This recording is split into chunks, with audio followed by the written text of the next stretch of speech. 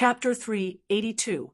When the miracle commerce technology spread across the continent, Chu Tian would become a great sage in the history of the human race. Then what Chu Tian said would most likely happen.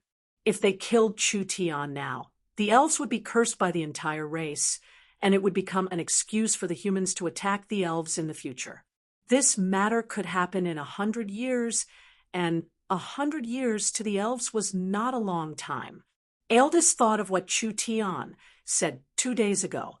She thought this human was just spouting nonsense, but now it seemed like it was possible. Did the elves really want to take this kind of risk to kill Chu Tian? The Tree of Life tribe's third elder Aubersen had been to southern Xia before, and he had seen all kinds of magical products in southern Xia. When he heard Chu Tian's words, his heart couldn't help turning cold. Sir Vice Speaker, I suggest we stop here. As for the nature of this case, we should discuss it and collect evidence before making a decision. All right. Ulysses couldn't make a decision for a moment. We'll stop here for today. Chu Tian was not locked up by the elves. Rather, he was taken away by the Treant and Flower Fairies. Vivian saw Chu Tian sitting on the Treant and being escorted away by a group of Flower Fairies, making her feel incomparably defeated. She hadn't been in miracle commerce for a long time, but this was the first thing she loved from the bottom of her heart. If she lost it because of the elves, it would be an unprecedented blow to Vivian. Princess Vivian. Eldest walked in front of Vivian. The Vice Speaker wants you to go over and explain everything clearly. Vivian angrily shouted, "What is there to explain?" The elves looked at each other in blank dismay. The Trent size was related to their strength and age. In normal situations, the larger they were, the longer they lived, and the stronger they were. When Chu Tian was brought to the Treant tribe, he immediately saw a 100-meter-tall Treant standing in front of him. It was like a towering mountain that he couldn't see the top of. Its branches were covered in dense leaves. Each leaf was bright like jade and emitted an incomparably vigorous life force. The Trent's legs were deeply rooted in the soil, as if it hadn't moved an inch for hundreds of years. Its wrinkled face was filled with the vicissitudes of time. The guardian of the forest, the leader of the Treants, Cinereus. This was an old Treant that had lived for over 10,000 years. With a casual slap, even a true spirit expert would be turned into meat paste. Not to mention, the Treants were not a race that relied on brute force. It was hard to imagine the power accumulated in a 10,000-year-old Treant. Cinereus possessed unimaginable wisdom, and even the Elven King had to show him respect. "You're so brave." Lulu brought a group of Flower Fairies to circle around Chu Tian. "In today's situation, you actually dared to impolitely teach the elves a lesson. It really broadened my horizons. But in recent years, the elves have been in a bad situation. So I hope you'll wake up." Chu Tian shrugged his shoulders. "Wake up my ass. If they could be changed that easily, would they still be elves? The elves were naturally like this. It wouldn't have any use." Chu Tian walked in front of Cinereus and gave him a very polite bow. He said in a neither servile nor overbearing manner, "Respected guardian of the forest Cinereus, what orders do you have for this one?" Cinereus was one of the legends of the forest. No matter who it was, they would be very nervous when they saw Cinereus, but Chu Tian did not show any discomfort at all. Rather, his expression was calm, and his words were appropriate, just like he was talking to an old friend. This made Lulu feel very impressed. "Young human," a deep and wise old voice seemed to come from the earth. "Your words about the elves are too extreme. The elves are not a race that likes to fight, so I'm afraid they cannot accept your point of view." Cinereus was a powerful Treant. As long as he wanted to, he could hear all sounds within several thousand miles, so he knew everything that happened in the elven court. Chu Tian calmly said, "The continent has been in turmoil since ancient times, but what is the reason? Is it a struggle for resources or land? No, all living beings in this world are born greedy, so they fight. They are born selfish, so they become thieves. They are born with ears and eyes, so they are infatuated with pleasures. They are born cruel, so they are destined to kill and kill. In such an environment, how could the elven clan be pure and clean? When the elves truly wake up, it will already be too late. Although my words are sharp, they are painstaking for the elves. Cenarius didn't comment on Chu Tian's words. Your experience and wisdom are completely inconsistent with your age. It seems like you are hiding a secret that no one knows about. Could it be that this old thing saw something? This was an old thing that had lived for over 10,000 years. Although Chu Tian thought highly of himself, in front of this kind of wisdom, he didn't dare be careless. But the Treants have never interfered with the elves. Cenarius seemed like he wasn't interested in this matter at all. Today, I've invited the Treants as guests.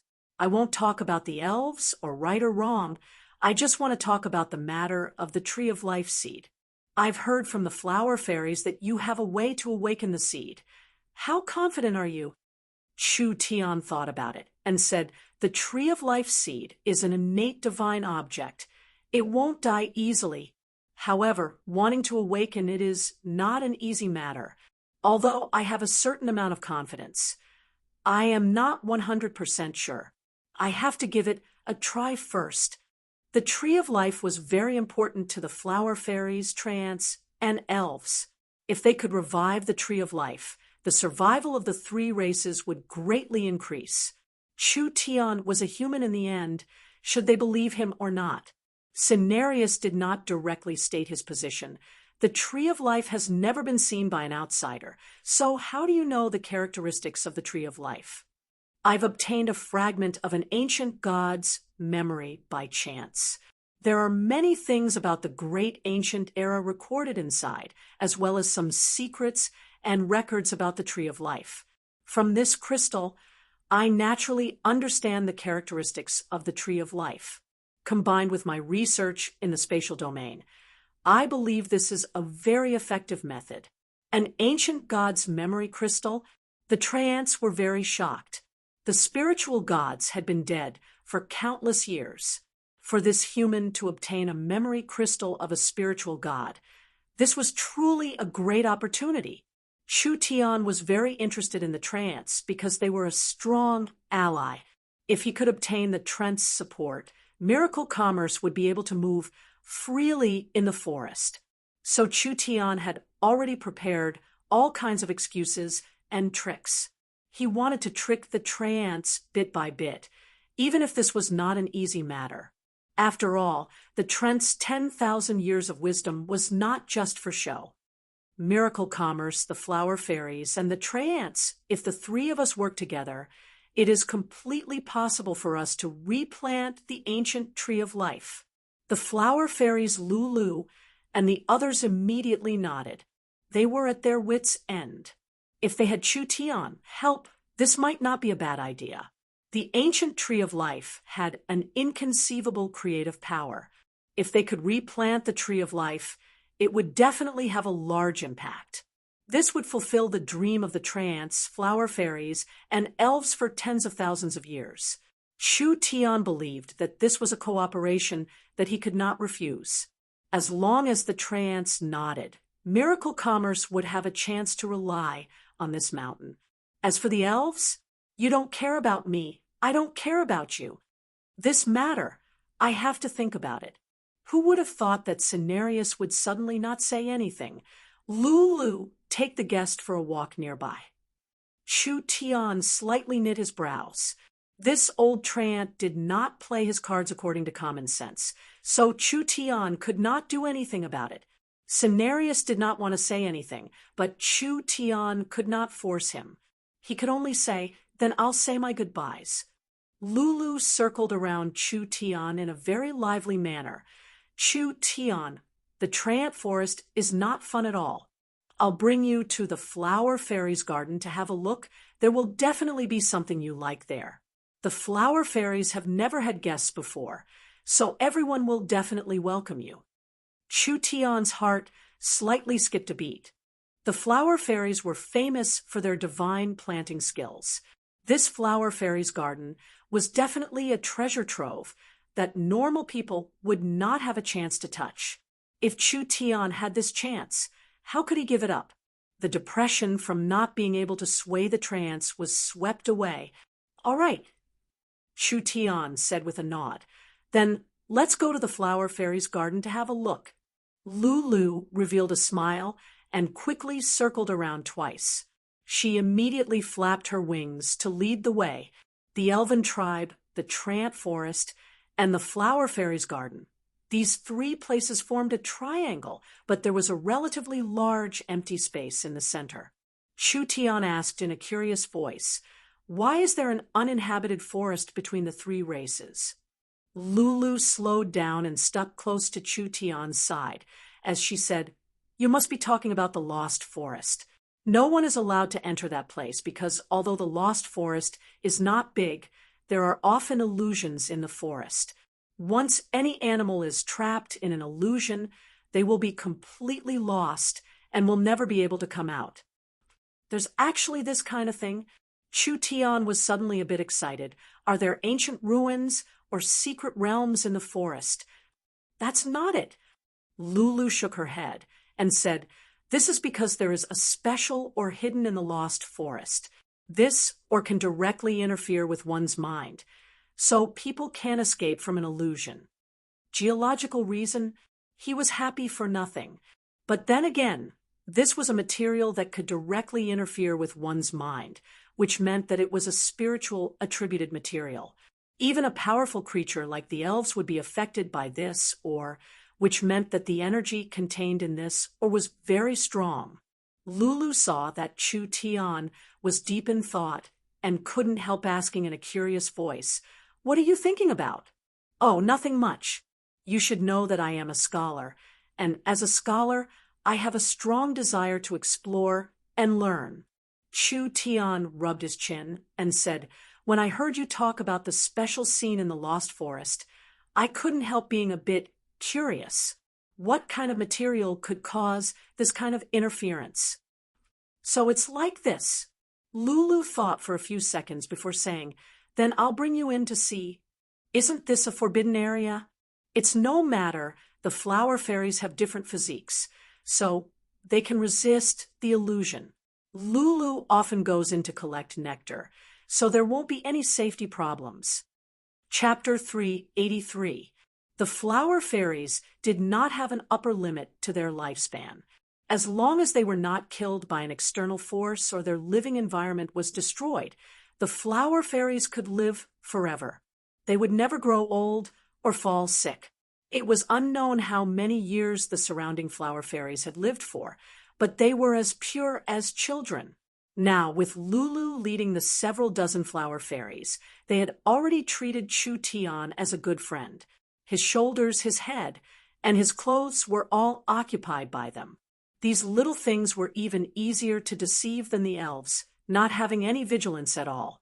If Chu Tian had any bad intentions, these fellows would not be on guard against him at all. "The Lost Forest is in front of us." Chu Tian looked through the dense shrubs, and the forest in front of him was covered in a layer of fog. Chu Tian could feel that there was a very strong energy mixed in the fog. Pooh! The little fox was like a dog that smelled a meat bun as it suddenly jumped out of Chu Tian's clothes. Its two black eyes flashed with a look of surprise as it jumped out of Chu Tian's body into the shrubs. Lulu quickly shouted, "It's dangerous." The fog in the Lost Forest was very dangerous. The spiritual energy radiating from the ground had been accumulated in the fog for thousands of years. Therefore, this fog was very destructive. Whether it was the elves, the trants, the demon beasts, or the insects, as long as they were living beings, as long as they had a thought, they would be affected by the spiritual energy and be forever lost in here. Lulu wanted to save the little fox, but she missed. The little fox turned into a mass of fog and teleported into the forest. The little fox stood in the fog and did not react at all. Rather, it opened its mouth and took a deep breath. The fog in the surrounding several dozen meters was all swallowed into the little fox's stomach. Lulu looked at the little fox with wide eyes. Why does this little animal have this kind of ability? It's not a normal fox. There's no need to worry. Let's go. Chu Tian swaggered into the misty forest. The flower fairies surrounded Chu Tian, sprinkling large amounts of crystal pollen from their bodies. Chu Tian only smelled a refreshing fragrance, and his mind immediately became clear, like he had just been washed in ice water. The flower fairies really did have some skill. Chu Tian breathed in the pollen released by the flower fairies. Not only was he not affected by the illusion, he felt his cultivation increase. This pollen could be considered a miracle medicine. Actually, whether it was Chu Tian or that damn fox, they both had special abilities, and spiritual energy could not affect them. However, with the little flower fairy's special treatment, Chu Tian was happy to enjoy it, so he swaggered inside. This was the place where the ancient tree of life grew, so it was where the spiritual veins of the continent intersected. The spiritual energy here was very rich, so the treants, elves, and flower fairies lived here. In the surrounding forest, there were countless rare herbs and materials. If the other areas had been harvested by the elves, then the dense fog forest was undoubtedly a virgin land. For thousands of years, not many elves had set foot here. The flower fairies would at most gather dew and nectar. They would never gather materials. When Chu Tian walked into the dense fog forest, the ground was covered in herbs. There were very few level 2 herbs. Most of them were level 3 elixirs, and there were even level 4 elixirs. Chu Tian stepped on a patch of grass and casually picked up a blade of grass. This grass looked very normal, but its roots were very thick and long, containing a dense spiritual energy. Blissful grass. Chu Tian recognized this grass. This kind of grass could be made into a kind of hallucinogen, which could be mixed with tobacco leaves or taken directly. In the end, it would be replaced with a strong mental stimulation, making people feel unparalleled pleasure. So it was a very valuable enjoyment item. This was a good thing. When Chu Tian traveled the continent in the past, he had seen it in a few royal families. The price of a single bag of high-quality blissful grass was enough to buy a city of several million people in a small kingdom. The grass Chu Tian was standing on had over 1 million stalks of high-quality blissful grass, all of which were several hundred years old. If this grass was flattened, a country like the southern summer country could buy several of them. The blissful grass was the most common herb in the lost forest. The little fox didn't even look at it. It burrowed into a shrub and grabbed a plant that looked like ginseng. The moment it pulled it out, it immediately discovered that the root of the herb was shaped like a human. Not only did it look like a human, it was almost like a living creature. Its 4 limbs were constantly struggling, and it emitted a destructive spiritual sound wave from its mouth. Level 2 half-immortal herb, morning ginseng. Chu Tian didn't have time to stop it before the little fox swallowed it into its stomach. Then it used its 4 limbs to find another good herb. Chu Tian's nose almost went crooked from his anger. This fellow really didn't have the awareness of a pet. Chu Tian didn't have a way to stop it, so he could only swallow his anger and walk through the forest. At worst, he would think of a way to dig some out of this fellow's stomach. We can see the Ormine in front of us. Lulu flew forward, and wherever it went, it would scatter pollen, guiding Chu Tian forward. In this kind of environment, divine sense was useless, so he could only rely on the flower fairy to lead the way. Chu Tian stepped over the top-quality herbs on the ground, but he was suddenly stunned because Chu Tian finally saw the Ormine. This was clearly a crystal mine, and it was very rich, with large amounts of crystals being exposed to the surface. These were crystal bamboo shoots that looked like bamboo shoots. This kind of crystal stone that hadn't been refined was very rare in the natural world. It could only mean that the ore was very large and the purity was very high. It could even skip the purification step, and it could be used as long as it was dug out. Lulu said to Chu Tian, "There are ores all over the ground, and these ores are filled with spiritual energy. The flower fairies and tree ants don't know how to use them, and the elves don't know how to use them. So this mine has been left here for thousands of years with no one caring for it." Chu Tian walked in front of a crystal bamboo shoot. The naturally formed crystal bamboo shoot was square-shaped. Although it wasn't a regular shape, this kind of large and pure ore still made Chu Tian feel very shocked. The most important thing was that this was a spiritual attributed material. The spiritual attributed was one of the rare attributes. No matter what kind of spiritual material it was very, very precious. Only this era's technology was lacking, so they hadn't found a way to use it yet.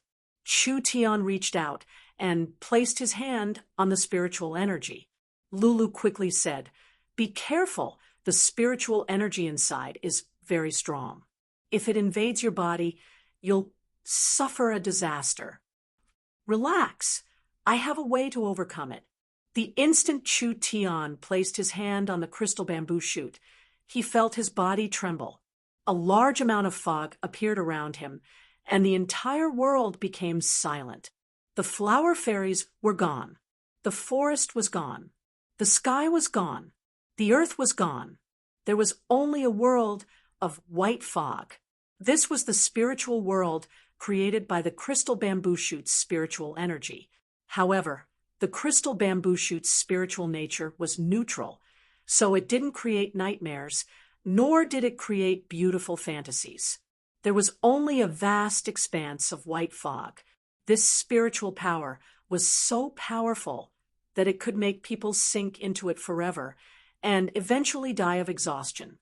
The crystal bamboo shoots in the Lost Forest were even more dangerous than high-voltage electricity. As long as a normal person touched them, large amounts of spiritual energy would enter their body and cover their mind, blocking all senses and thoughts. Even if they were saved by their companions, they would forever be in a vegetative state. So strong, so strong. I never thought that I would encounter such a high-quality spiritual crystal. With a thought from Chu Tian, the nine-eyed demon god's energy came out, and the incomparably thick white fog instantly evaporated. Chu Tian returned to the Lost Forest, and he took his hand off the crystal. Lulu looked at Chu Tian in surprise. She was very curious why Chu Tian wasn't affected at all. "Can I dig out a piece to study? You don't need to be this polite. Not to mention things that no one wants, even if it's an important crystal. As long as you want it, the flower fairies will give it to you without any hesitation." Chu Tian smiled slightly and did not say anything else. He immediately dug out the 10-kilogram spirit crystal. He found a large piece of leaf and wrapped the spirit crystal around it a few times. This way, he could avoid direct contact with the spirit crystal, which would cause his mind to be affected. "All right, I've already seen it. Now, let's go see the flower fairies' home." All right. The flower fairies happily flew around Chu Tian a few times and immediately led Chu Tian away from the Lost Forest. When Chu Tian arrived at the flower fairies' garden, the scene made Chu Tian dumbfounded. The flower fairies lived in a sea of flowers. The mountains and valleys were all filled with different colored flowers, with the big ones being the size of a house and the small ones being the size of a grain of rice. There were some that were as pure as a crystal and some that were as noble as emeralds. There were many beautiful purples and reds that were very shocking. There was a thick fragrance from the hundreds of flowers that made people feel like they were walking in a dream world. There were several hundred flower fairies moving through the garden. The flower fairies did not live in houses, but rather in the blooming flowers. Each flower fairy was in the shape of a little girl, and they were flapping their transparent wings, dancing like butterflies in the flowers. Wherever they flew, there would be a large amount of glowing dust. Chu Tian said in a very shocked voice, "This is too beautiful." The flower fairies were very pure creatures. When Lulu and the others heard Chu Tian's praise, they all revealed smiles and immediately led Chu Tian into the garden. When the other flower fairies knew that Chu Tian had arrived, they all gathered around him. Just like several hundred beautiful butterflies, they surrounded Chu Tian and pulled Chu Tian to the flower fairy's place as a guest. The humans of this era did not know of the existence of these flower fairies, so they did not have any guard against humans at all, although the elves were also kind creatures. In comparison, Chu Tian liked the flower fairies more because the flower fairies were simple and did not have any etiquette. They were as pure as crystals and were not complicated like the elves. This kind of race would be heavily persecuted by humans in the near future. When the flower fairies used the power of their race to cultivate the world tree sapling, they were deceived by humans, causing the sapling to be taken away. Countless flower fairies were captured and trained as slaves by humans, and there were even some flower fairies that were turned into pill materials by alchemists. Finally, this pure race became extinct. None of this had happened yet. Since he came to this era, Chu Tian needed to change these matters. Chapter 384. No one on the continent could compare to the flower fairies in terms of planning, so there were all kinds of heaven and earth treasures in the garden. There was no lack of immortal grade treasures, so it was no wonder the humans liked to invade the flower fairies' territory. Not only were the flower fairies themselves very valuable, the area they lived in was a natural treasure house. The flower fairies did not need to cultivate, so these treasures had no use to them. It was purely a hobby, so they would send out large amounts of precious gifts to their elven friends every year. Now that Chu Tian was a guest in the flower fairies' tribe, naturally he was warmly received. Chu Tian was sitting in a 100 flowers field, surrounded by beautiful and cute little flower fairies. These little beings had been here for thousands of years, and they had never been more than 100 kilometers away. They had only seen the silent and intelligent treants and the lively and friendly elves, but they had never seen a race from outside the continent. Chu Tian was the only outsider that had come to the flower fairies' garden in thousands of years. Most of the flower fairies had watched Miracle Commerce's movies before, so they were not unfamiliar with Chu Tian's appearance. Rather, they had a very familiar feeling. Therefore, when Chu Tian came to the flower fairies' garden, almost all the flower fairies ran over to see him. With a rough estimate, there were at least 2,000 flower fairies living in the garden. This was a very large number for the rare flower fairies. After all, the flower fairies were innate life forms. They could not reproduce after birth. Each one was a treasure bred by the forest. This is the fairy wine. Only the flower fairies' best friends can taste it. Several flower fairies worked together to bring over a flower. The 7 colored petals were tightly packed, releasing a dense vitality. The flower bud was blooming, and there was a gentle glow coming from it, as well as a liquid flowing inside. Chu Tian took in a soft breath. Suddenly, an incredible energy spread throughout his body. He felt as if every pore in his body had opened up, and every cell seemed to have been infused with an unprecedented life force. Just the aura had such a strong effect. It was not inferior to taking a sacred herb. If Chu Tian's guess wasn't wrong, this fairy wine was brewed with at least 3 kinds of immortal herbs. Otherwise, how could it have such a strong effect? Immortal herb, that was an immortal herb. Even in a place like the Forest of Chaos, immortal herbs were very rare. Otherwise, the elven tribe wouldn't be in such a mess after losing a piece of longevity grass. What a waste! What a waste!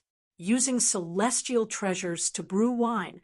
This winemaking method was so ordinary, not even 1/10 of the value of a stalk of medicine could be developed, and more than half of a few stalks of immortal medicine were wasted just like that. If this wasn't a waste of heavenly resources, then what was it for? Chu Tian raised his cup and emptied it in one gulp. The fairy wine brewed by the flower essence did not have the slightest taste of ordinary alcohol. It only had an incomparably rich fragrance of 100 flowers.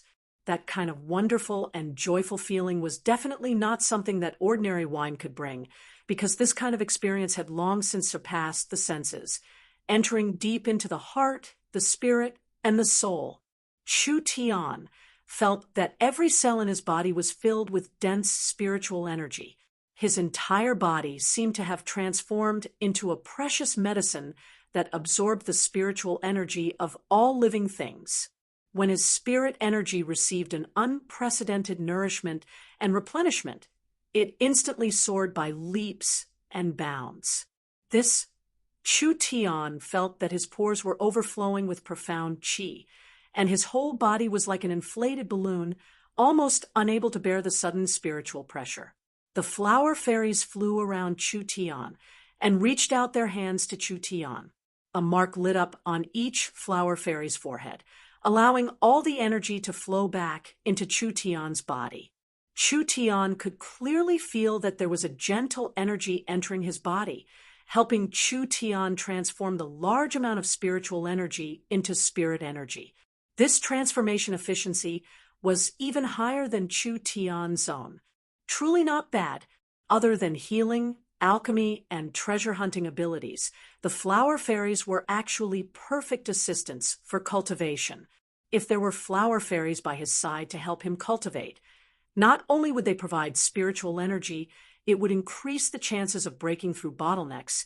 It would also greatly increase his cultivation efficiency, achieving twice the result with half the effort.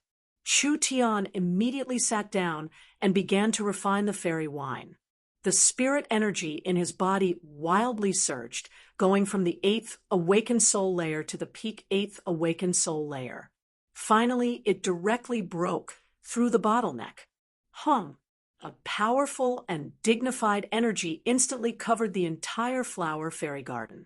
Large amounts of illusions appeared in the sky, like there was a 9-eyed demon god holding a black burning demon god's blade piercing into the sky. Such a strong pressure, such a strong aura. The flower fairies were all stunned. There seemed to be an incomparably strong energy hidden in Chu Tian's body.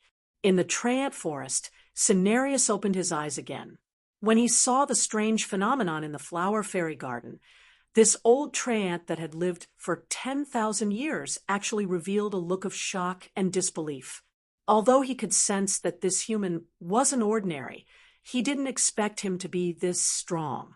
This potential was the most terrifying that Cenarius had ever seen in his life. In his long memory, he couldn't find anyone that could match it. Elven tribe. Vivian first demonstrated the void-escaping cultivation technique, which made the elven elders feel an unprecedented shock. This special and incomparably creative spatial movement technique was a miraculous existence.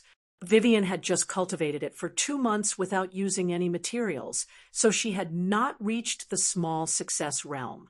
She could ignore any attack that wasn't in the 4th true spirit layer. There was a very important keyword. It wasn't defending against attacks. It was ignoring attacks. There was a fundamental difference between the two. A true spirit cultivator could easily block a body refinement cultivator's attack, and even if 1,000 body refinement cultivators surrounded them, they wouldn't be able to kill a true spirit cultivator. But no matter how weak a body refinement cultivator's attack was, a true spirit cultivator would still consume spirit energy to block it. 1,000 body refinement cultivators couldn't kill a true spirit cultivator. 2,000, 3,000, 10,000, 100,000? Once a true spirit cultivator ran out of spirit energy, they weren't any stronger than normal people. Low-level cultivators could use numbers to kill high-level cultivators. But it was different when cultivating the void escaping. Vivian was no longer defending against low-level cultivators' attacks. Rather, she was avoiding them on a spatial level, ignoring any cultivators' attacks. As long as they didn't reach the upper limit, it didn't matter how many there were. Vivian could ignore attacks from cultivators below the fourth true spirit layer. This meant that even if she passed through an army of 1,000,000, she wouldn't be injured at all. Even if there were 1,000,000 first and second true spirit layer cultivators attacking her, as long as the attack was strong enough to break the spatial barrier, then no matter how many there were or how long the attack lasted, it wouldn't matter. Not only would Vivian not be injured at all, she wouldn't even consume a bit of spirit energy. What a mysterious cultivation technique. What a sensational effect. If it was cultivated to the large success realm, with Vivian's cultivation in the fourth true spirit layer, she would be immune to attacks in the seventh or eighth true spirit layer. Vivian had an innate spatial attack. Others couldn't attack her, but she could attack them. This was simply unsolvable. Of course, the elves didn't know enough about the void escaping. This void escaping was indeed immune to all physical and energy attacks, but spatial attacks, soul attacks, and divine sense attacks could still deal with her. Isn't it just a broken medicine? I'll compensate you. Vivian's stomach was filled with grievance and dissatisfaction.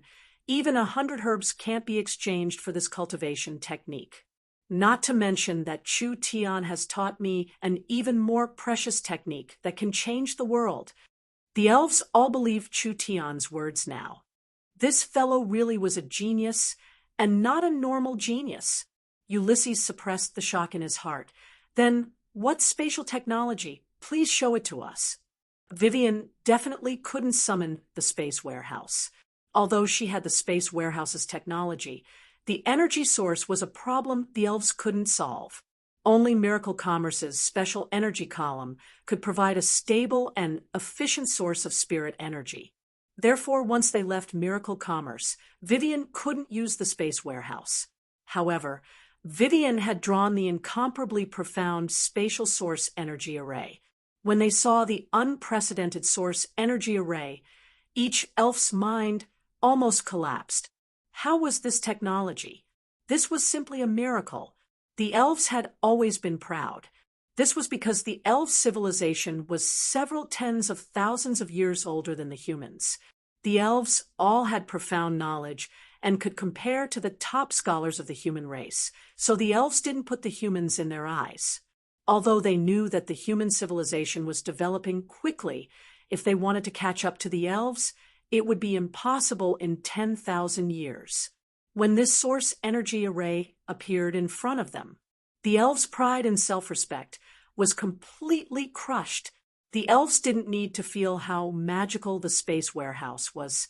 Just this spatial source energy array in front of them was already a technology that the elves couldn't compare to in tens of thousands of years. When had the human civilization developed to the point where the elves had to look up to them? This was the first time they felt a strong sense of defeat. At the same time, they felt a sense of danger. The elves were fighting with the spirit beasts, fighting for the position of the continent's #1 race, but the super races had already quietly risen. Whether it was the intelligent elves or the brave spirit beasts, they had all underestimated the humans. There was indeed a misunderstanding on this matter. Chu Tian had this kind of cultivation technique and technology. So why would he cheat the elves of a level 2 immortal herb? This didn't make sense at all. Vivian said, whether it is strength or civilization, the humans can't compare to the elves.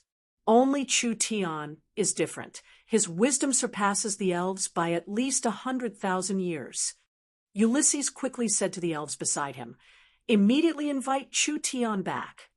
Although this was very shameful, the elves didn't dare move against Chu Tian. If the elves really killed Chu Tian, not only would their entire race be shamed, it would also set the stage for a war between the humans and the elves, whether he was alive or dead.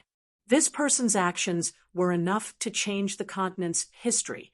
When the elves came out, the world began to tremble. A magnificent heaven and earth phenomenon appeared from the flower fairy gardens, and the elves were stunned once again. Chapter 385. Chu Tian had jumped 2 levels after drinking a cup of fairy wine, going from the 8th awakened soul layer to the peak 8th awakened soul layer, and then to the 9th awakened soul layer. Moreover, he did not go into closed-door cultivation for several days, and the entire process was completed in an hour. This was something that could not have been done before. It was all because of the strength of the fairy wine and the flower fairies' help. Life really was full of surprises. He had accidentally become stronger by a large amount again. When he was caught by the elves, how could he have thought that he would have this kind of fortuitous encounter? Chu Tian opened his eyes and did not have time to speak before he saw the little fox lazily lying in the grass. There was a group of flower fairies serving it, bringing out all kinds of precious nectar and strange fruits. The little fox did not reject anything as it stuffed it into its mouth. It had directly drank more than 10 cups of the incomparably precious fairy wine. Lulu and the flower fairies also had surprised expressions. The little white fox is not full yet. Take out a bit more. Don't take it. Don't take it. Chu Tian quickly jumped up. This fox can't eat its fill. It's useless no matter how much you take. Moreover, it only eats and doesn't poop. So no matter how precious it is, it's a waste. Damn fox. Damn fox. Taking advantage of the master not paying attention to eat and drink, how many priceless resources were wasted. If these resources were given to Father, it would be more than enough for him to reach the 1st to 2nd true spirit layer.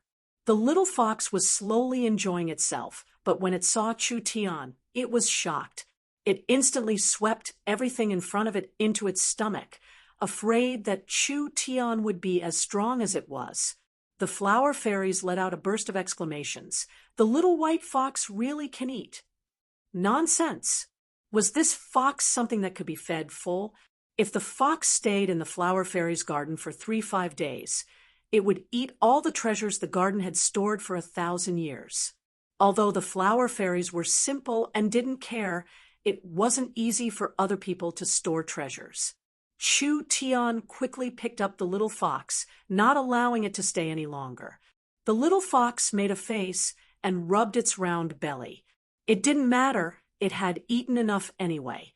After all, it had eaten a large amount in the Lost Forest, and now it had eaten in the Flower Fairy's garden. The energy it had accumulated was very strong. Even for the little fox, it was still full. This is the gift that little boy who wants. Several flower fairies carried several purple puppets over. When the little fox saw the puppet, it immediately revealed a happy grin. It bluntly used its claws to grab it and cupped its hands to the flower fairies. It made a grateful gesture, making the flower fairies laugh. These things were none other than 3 soul puppets. In order to cover the retreat of Southern Xia's front line, the little fox puppet was dropped there and couldn't be retrieved. From then on, the little fox no longer had the ability to summon. Now that the flower fairies had sent 3 soul puppets, each one was of a higher quality than before. This meant that the little fox could store the source spirits of 3 powerful demon beasts, and its battle strength would be even stronger in the future. Lulu flew in front of Chu Tian and said, "The fairy wine is really helpful to you. We will get you a few more cups." The enthusiasm of the flower fairies made Chu Tian very moved. No, there's no need. Chu Tian was not being polite, but he was limited by his current strength.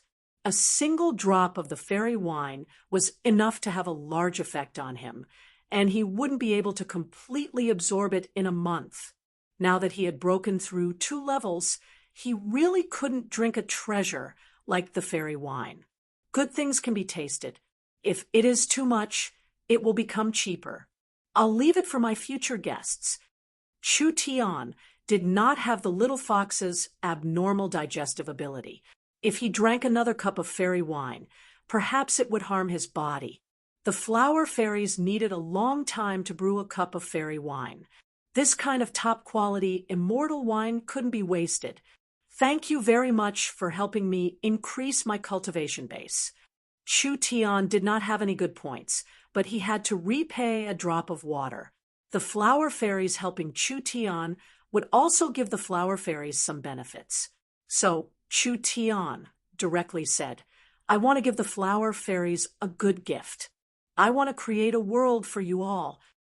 Create a world? What did he want to do? The flower fairies were confused. Was this something a mortal could do? Chu Tian took out the spiritual crystal from the lost forest. Now, I ask the flower fairies to create a new world with me. All right. But can we also create a world? If I say we can, then we can. Chu Tian revealed a confident smile. He immediately placed the crystal on the ground. Let's begin. The flower fairies were very pure, so no matter how ridiculous this was, they were not willing to doubt it. They only wanted to believe it was true because in their eyes, the wise and friendly Chu Tian would not lie to them. In fact, in the flower fairies' vocabulary, there was no such thing as lying. Therefore, all the flower fairies believed him and looked at Chu Tian with looks of anticipation. Chu Tian first placed a large source energy array, and it was a never-before-seen source energy array. It was completely different from any source energy array he had placed before. The flower fairies saw the incomparably complex source energy array being placed bit by bit. Although they didn't understand what kind of source energy array it was, with the flower fairies' innate ability to sense energy, they could feel that the source energy array was releasing a very rhythmic and profound spiritual energy. Chu Tian placed the spiritual crystal in the eye of the source energy array, and then had the little fox spit out several energy pillars. He placed the energy pillars at the base of the array, and the entire source energy array was instantly activated. A strong and vigorous spiritual energy continued to flow through the large array. Although it couldn't be seen, it could be felt as a spiritual barrier. Spiritual energy was a rare kind of energy. The continent did not know the principle behind this energy. Therefore, using a source energy array to express spiritual energy was something that the current civilization could not do. Therefore, there was no doubt that this was something that surpassed this era. Chu Tian said to the flower fairies, "Come with me." After saying this, Chu Tian walked onto the source energy array, and the flower fairies followed. When the flower fairies entered the source energy array, they immediately felt spiritual energy enter their minds. With the flower fairies' innate talent and physique, they could easily resist this kind of spiritual energy. Chu Tian said, "Open your mind and accept it." The flower fairies did not have any vigilance and immediately did as Chu Tian said. The spiritual energy slowly and steadily entered their minds. Everyone was quickly affected by the spiritual energy, and illusions began to appear around them. Lulu and the sisters found that they had appeared in an endless prairie. The prairie was very vast, and they couldn't see the end. When the warm wind blew into their bodies, it made them feel warm. Even if they knew it was an illusion, it still felt like it was real. At this time, there was a strong wind coming from above, and a large shadow covered the ground. When the flower fairies looked up, they were all stunned by what they saw. A 50-meter-long green dragon was currently spreading its large wings. It was as shocking as a mountain as it appeared above their heads. Lulu! Chu Tian stood on the back of the giant dragon and looked at the flower fairies with a proud expression. "I'm here." The flower fairies' eyes went wide in surprise. Chu Tian gently snapped his fingers, and the green dragon exploded, turning into countless flower petals that fell down like beautiful rain, instantly covering the grass. Chu Tian landed on the ground like a feather. "This is all an illusion. I have already given you spiritual permission, so you can also do it. Give it a try." The flower fairies used their spiritual energy. a large number of trees suddenly rushed out of the originally endless grassland, instantly covering the entire grassland. The originally grassland suddenly turned into a boundless forest. The flower fairies quickly discovered this. In this spiritual world, there was nothing they couldn't do. As long as they wanted something, they could make it appear.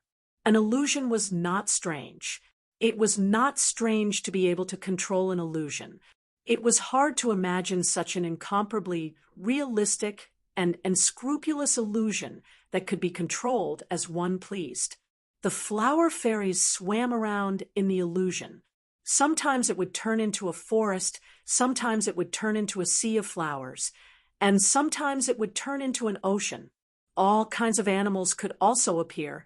This was simply like a fantasy paradise. Chu Tian asked as he observed the illusion, "How is it?" The flower fairies were having fun. "We only knew that illusions could harm people, but we never thought it could be used like this. This is truly too mysterious." Chu Tian gave a laugh. "There is something even more mysterious. The spiritual world's time is not the same as the material world. I can greatly slow down the flow of time in the spiritual paradise. A day here might be an hour or even less in the outside world." The flower fairies clicked their tongues in wonder, but they did not think too deeply about it. This was because the flower fairies were a race that would not die of old age, so they did not have any concept of time passing by. However, if this was placed in the human world, it would cause a large stir. This meant that humans living in the spiritual world would increase their lifespan by several times or even several dozen times. To humans with short lifespans, this was a blessing from the heavens. Why was Chu Tian so erudite? This was because in the era Chu Tian lived in, spiritual technology was already very developed. Chu Tian had a photographic memory, and a strong cultivation base allowed him to endure a higher rate of time reversal. When Chu Tian studied in the spiritual library for a year, several decades would have passed in the outside world. So even though he was very young, he had a rare amount of knowledge, and there was no one in this era that could surpass him. Chu Tian was less than 100 years old in both of his lives, but his school years were several dozen times that of his age. Even elves could not compare to him. After the lost forest was discovered by Chu Tian, the lost crystal was stable and powerful, so it was the best material to create a spiritual world. The value of this thing was not as simple as creating illusions. If Chu Tian could create a spiritual research room, the Yunsek's research efficiency would increase by 10 times. If he could create a spiritual library, it would be much easier to find talents and scholars. Even when the spiritual technology research reached its peak, Chu Tian could create a spiritual network. This network would connect every person's mind, forming a spiritual network that covered every race, the forest, and even the continent. The spiritual world would become a second world to the real world, and everyone would have a new identity in the spiritual world. There would be all kinds of entertainment, learning, communication, living, and etc. The continent would enter the era of the spiritual network. Chu Tian, Vivian, and the elves worked together to open the spatial technology. Now, they planned on working with the flower fairies to explore the new treasure of spiritual technology. Chapter 386. Why did he cooperate with the flower fairies? Actually, not mentioning personal feelings, the flower fairies were people worth roping in. This was an outstanding support race. Healing, treasure hunting, planting, scouting, assisting in cultivation, and assisting in battle. With many different abilities, they were natural helpers. The flower fairies were very pure, so there was no need to be on guard against them. Moreover, once the flower fairies trusted and supported him, they would do their best to help him. Because they were innately born, the flower fairies were very suited to building a spiritual world and a spiritual network. Not everyone could create a spiritual space. Every spiritual space was like opening up a new world. Everything, including the operating laws, was created by the Creator one by one. If the laws of the spiritual space were unstable or conflicted, the spiritual space would not last long and would be destroyed. Chu Tian did not have anyone qualified for this job yet. Just like how spatial engineers needed innate spatial energy, spiritual engineers needed innate spiritual energy. Even after several tens of thousands of years, spiritual engineers were a profession comparable to alchemists and array masters, or even more popular. This was because there were many people that could become alchemists and array masters, but there were very few that could become spiritual engineers. After all, spiritual energy was very rare, and this made the price of a spiritual engineer very high. There was a large demand for spiritual engineers. This was because a spiritual space that could hold tens of millions or even hundreds of millions of people without collapsing, it needed an engineer to create and maintain it. Of course, Chu Tian's current source energy computer had not been developed yet, so he could not calculate the spiritual parameters with the computer's supercomputing power. Therefore, it was impossible to create a large spiritual world that could hold a country or even a race. However, if he could train suitable people, a small spiritual space was not a problem. Chu Tian had the basic knowledge of spiritual energy, and the flower fairies were innately more sensitive to the laws of nature than normal beings. Moreover, the entire race had innate spiritual energy. The flower fairies were without a doubt a very good choice. This was a very good opportunity for the flower fairies. There was no race in this world that could be biased. The forest of chaos followed the dark law of the forest, but wasn't the entire continent the same? The personalities, beliefs, and lifestyles of the various races were different, and these differences were the source of conflict. War could not be avoided, and the weak would always be enslaved by the strong. The flower fairies did not have any battle strength, but they were very precious. If they were discovered by humans, spirit beasts, or other races, the final result would not be good. The entire elven race was declining, and they could barely take care of themselves, so this protective umbrella could not be relied on. If the flower fairies wanted to survive, they could only rely on themselves. If they cooperated with miracle commerce and gained control of the spiritual technology, the flower fairies would have a place on the continent. It would be enough for them to negotiate with other countries and provide their race with a stronger foundation. Chu Tian began to persuade the flower fairies. Can we create more mental spaces? You can even create a virtual world directly so that people of different races and identities can communicate in it. The flower fairies lived carefree lives, not having any sense of suffering and not pursuing material pleasures. Only spiritual and artistic things could attract the love and pursuit of the flower fairies. Chu Tian had drawn a perfect blueprint in just a few words, making the flower fairies yearn for it. The flower fairies were a race that was hard to win over. This was not because their personalities were bad. Rather, it was because the flower fairies' personalities were too good, so they were hard to win over. Why are there wars in the world? Why was there killing in the world? Why was there plundering in the world? That was purely the result of human desire, just like what Chu Tian and Cenarius had said. Humans are greedy, so there is competition. Humans are selfish, so there are thieves.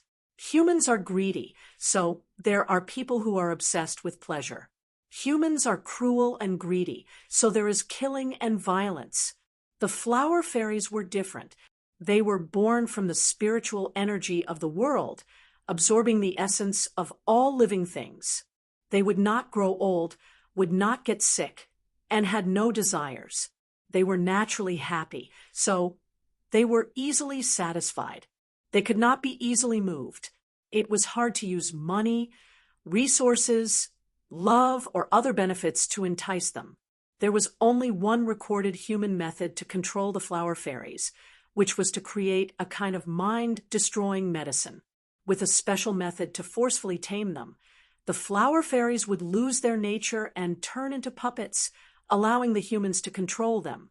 Chu Tian was not stupid enough to explain how great the future of this technology was.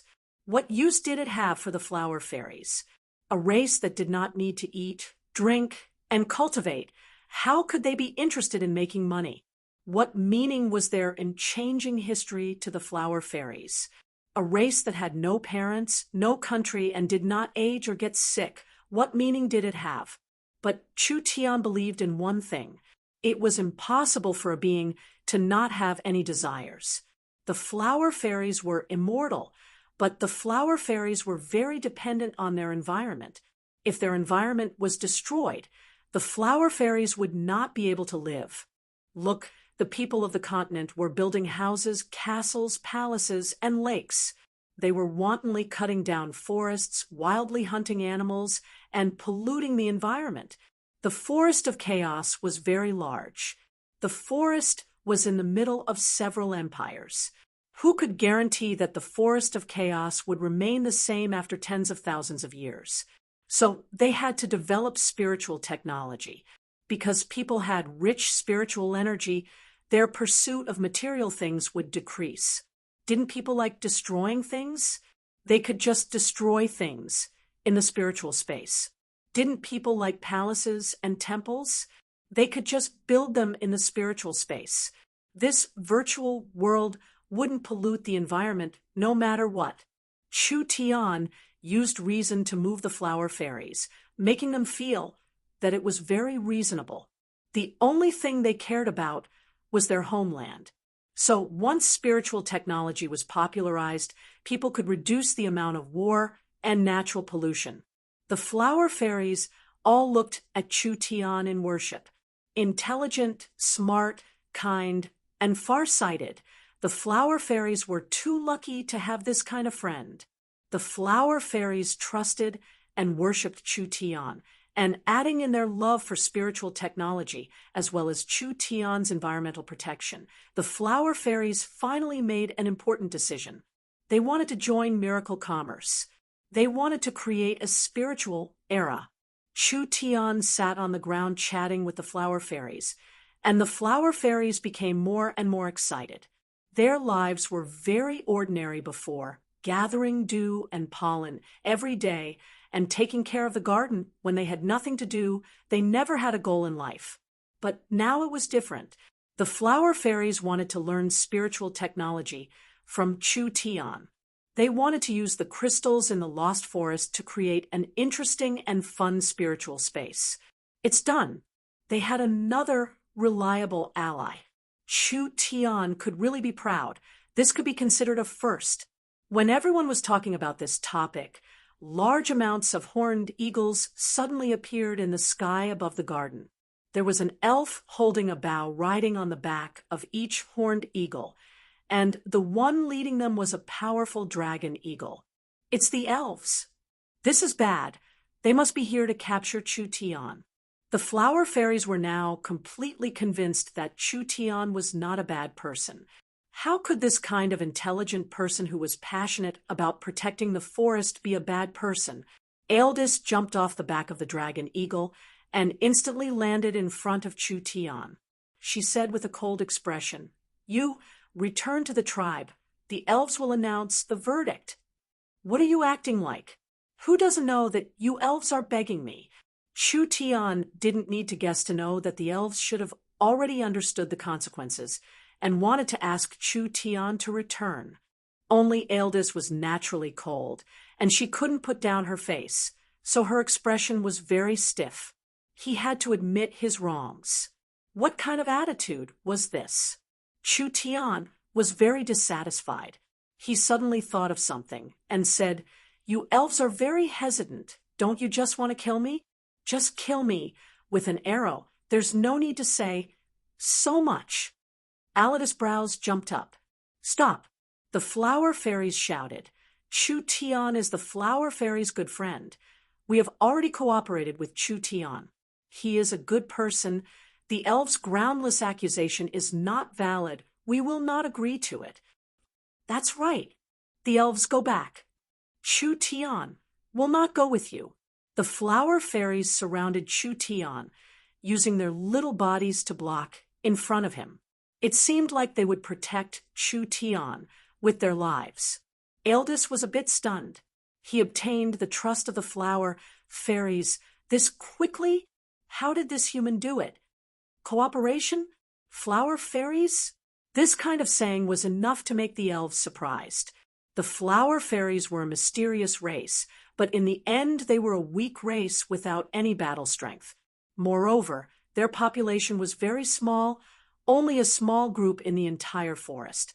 Why would the human cooperate with the flower fairies? The flower fairies stood aloof from worldly affairs and lived a peaceful life. So why would they be moved? The flower fairies want to create a world with miracle commerce, changing the lives of the people of the continent, reducing the wars on the continent, and protecting our forest. The flower fairies were all very proud, and they said with a firm attitude, the elves don't need to do anything. Chu Tian is a gift given to us by the forest divinity. He is the messenger of peace. He is definitely not a bad person. Elves, go away! Elves, go away! The flower fairies charged out to drive away the elves. The flower fairies were pitifully weak, but the elves did not dare to move against them. When they saw the flower fairies pledge their lives to protect Chu Tian, and Chu Tian standing in the middle of the flower fairies with his arms crossed, revealing a proud smile that deserved a beating, the elves almost spat out blood from anger.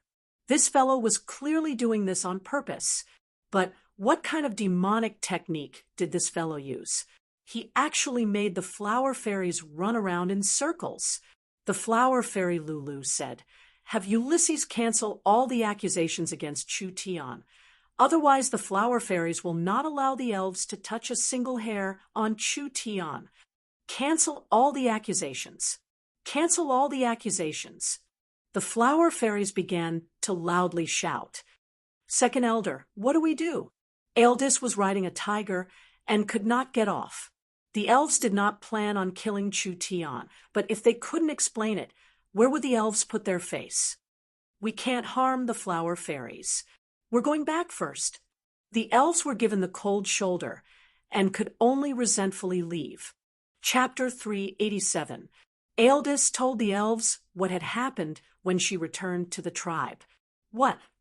He's not coming? The elves were anxious and angry. Did this human really think he could eat the elves? Damn, his cultivation was clearly this weak. Even a child from the elven tribe could defeat him. What gave him the confidence to not place the elves in his eyes?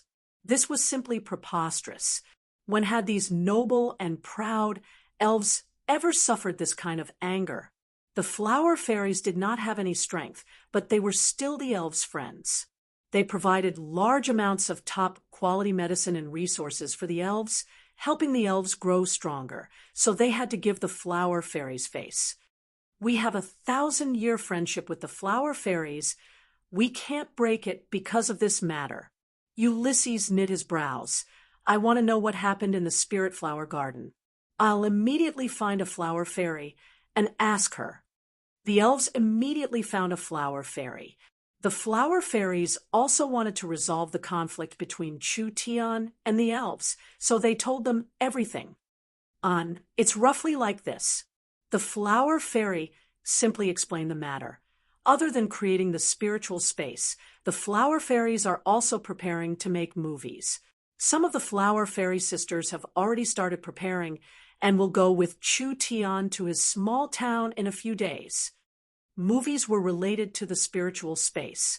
With the flower fairies' help, the movies would be even better, and would be even better to watch. Moreover, the flower fairies liked movies, so Chu Tian gave this job to the flower fairies. The elves were shocked. The flower fairies had not left the garden in 1,000 years. How could they leave just because of a stranger? The flower fairies were very weak. Did they not know that this was very dangerous? Ulysses broke out in a cold sweat, but he was not shocked by the flower fairy's decision. Rather, he was shocked by another important matter. You're saying that Chu Tian picked up a crystal stone in the Lost Forest and immediately developed a new technology, creating a stable existence that can accommodate many people, as well as an illusion that can exist in time. That's right. It's like this. Chu Tian had left the tribe for several hours, and he did not know about the lost forest before this. It was purely an impromptu situation, suddenly creating a new technology. Was this person still a person? How many more sensational miracles did he have to create? Hearing this, Aldous suddenly felt a bit regretful. If she had known earlier, she would have agreed to this guy a few days ago. If she could make Chu Tian owe her a favor, she would be able to exchange it for great benefits for the elves. Vivian was right. Chu Tian's knowledge and wisdom were at least 100,000 years ahead of the elves. If left alone for 10 or 20 years, this human might very well change the entire continent. If the elven race remained stagnant and did not make any progress, it was very likely that they would be eliminated in this era of change. The flower fairy did not know the complicated feelings of the elves. Chu Tian said that this technology must be developed, because in the future, he would create a super huge spiritual world, and all the races in the world would be able to enter and communicate with each other. Not only would this reduce the distance between people, but it would also reduce the consumption of energy, resources, wars, and killings in the real world, thus protecting the forest and the environment. Such a noble dream is not something a bad person can think of, so the elves must drop the accusations against Chu Tian. Otherwise, the flower fairies will not allow the elves to approach him. The flower fairy's voice was very firm. In the flower fairy's eyes, Chu Tian was not just a genius, he was also a great saint that could save the world. With this person in this world, everyone's lives would become better and there would be fewer wars and deaths. If the elves killed him, they would be committing an eternal sin. Whether it was for Chu Tian or for the elves, the flower fairy would not allow this matter to happen. Also, Cenarius also said this. The flower fairy suddenly thought of something. He has already made his decision to have the flower fairies bring the ancient tree of life seed with Chu Tian. Ulysses was shocked again. What? What? The ancient tree of life seed? Can this be casually taken away? There is only one seed in the entire forest of Chaos Elves. What would happen if something were to happen to it? Cenarius cannot take this responsibility. There was more than one ancient tree of life on the continent. Therefore, there was more than one group of elves. In the entire forest of Chaos Elves, there was only one ancient tree of life, and there was only one ancient tree of life seed. Although there was no way to make it germinate, it was still a sacred object in the hearts of the elves. This seed had been kept by the treant Cenarius for a long time. The flower fairies were in charge of finding a way to raise it, and the elves had been paying close attention to it. Now it was good. They actually wanted to take the seed away. If it was taken away by someone else, who could take responsibility for this? The flower fairy explained, "We and the treants can't find a way to raise the ancient tree of life, but Chu Tian said he has confidence in activating the seed, so Cenarius has decided to let Chu Tian give it a try." The elves almost collapsed when they heard this. How many earth-shattering things did Chu Tian have to do before he was willing? Spatial technology, spiritual technology. Any one of them was a profound elemental energy science worthy of thousands of years of research. Now, he had even said that he wanted to save the ancient tree of life seed. If he could really do it, then this person's intelligence was something that even the ancient gods could not compare to. The elves are too stingy on this matter. The flower fairy said in a somewhat complaining voice, "Didn't Chu Tian just use an elven immortal herb? He didn't steal it, and he has already repaid it 100 times over. If we still pursue this matter, the elves are too ungentlemanly.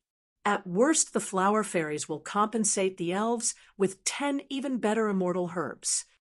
This was not a problem with the herb at all. It was just a trivial level 2 immortal herb.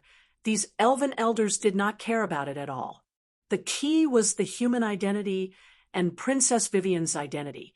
The two of them caused quite a stir in the tribe. Humans were a large race made up of hypocrisy.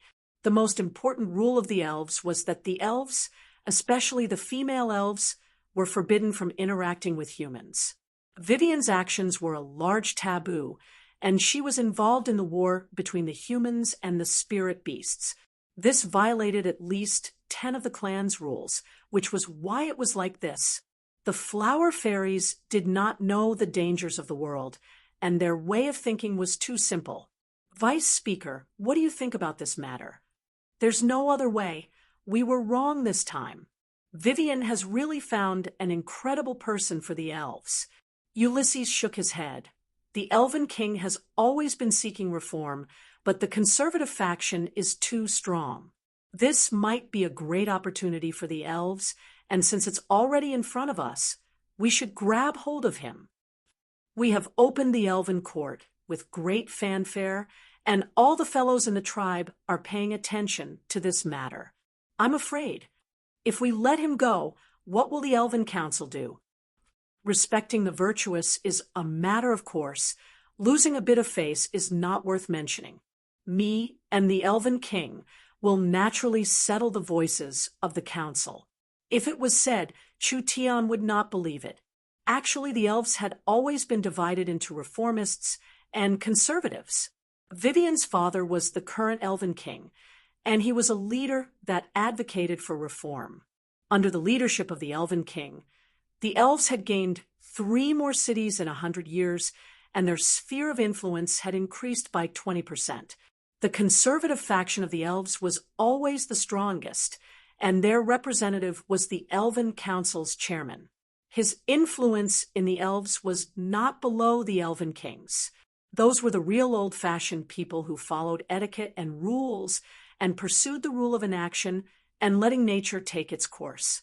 It was impossible for the Elven King to not care about his daughter, but because of his status, he couldn't personally interfere, so he sent his trusted Ulysses to deal with this matter. When Vivian was sentenced, she would be locked up for 10-20 years at most, and wouldn't be severely punished. Now, the situation was different. Ulysses needed to take some other actions. He brought several elven elders, and once again came to the Flower Fairy's garden. This was Chu Tian enjoying himself. When he saw the elves return, his face immediately sunk. What? You've come to catch me again. Mr. Chu Tian, perhaps there has been a misunderstanding between us. Ulysses' old face squeezed out a smile, clearly not used to this kind of humble attitude towards humans. I have already investigated it, clearly. I hope that your excellency can openly communicate with the elves and clear up this misunderstanding. The elves were the Flower Fairies' friends. Chu Tian was also a friend of the Flower Fairies. If friends could solve their conflicts, of course it would be a good thing. Lulu immediately jumped up in joy. I already said that the elves would understand. Chu Tian wanted to tease the noble elves, but seeing this situation, he gave up. Chu Tian also wanted to go back earlier. After all, the elves' efficiency was too low, and he was afraid of being delayed for 10-15 days. He was afraid that Miracle Commerce's development in the Forest of Chaos would be affected. Then what do you think we should do? Ulysses saw that there was a change in the situation and immediately let out a sigh of relief. Because this matter is very important, we need to discuss it with the Elven Council before making a final decision. But since it is a misunderstanding, the Elven Council will not make it hard for you. So can you come with us? Still have a meeting? I'll start your head. The elves are very slow at doing things. If it is delayed for half a year, would Father's company of over 100,000 people go hungry? Fuck the Elven Council. Chu Tian's eyes sparkled a few times before he suddenly revealed a smile. Go to the Elven Council? All right. I also want to ask for compensation from the Elven Council. Compensation request. The elves stared at him. What compensation request? Are you playing dumb? Vivian is an employee trained by Miracle Commerce and has a contract with Miracle Commerce. Now that she has learned Miracle Commerce's highest level secret technology, she has been taken back by you fellows and locked up for 200 years. Chu Tian said in a very impolite voice. 200 years. This is too much for us humans. Miracle Commerce will suffer a large loss because of this. Could it be that I don't even have the right to ask for compensation? Then, how much compensation do you want? Have you evaluated the value of the spatial technology? I don't want much. Just give me 5 elven cities. Ulysses almost spat out blood. The elves didn't even have 10 cities in the forest. This fellow wanted to give him 5 cities. Wasn't this asking for the elves' lives? Chu Tian glanced at the elves and was very dissatisfied with their expressions. Don't the elves advocate justice and fairness? Even though Vivian's spatial technology was just a drop in the bucket compared to mine, its value wasn't something that 5 small cities in the forest could compare to. I had suffered a huge loss. You've taken advantage of it, and now you want to burn the bridge? Is this the fairness of the elves? The elves whispered among themselves.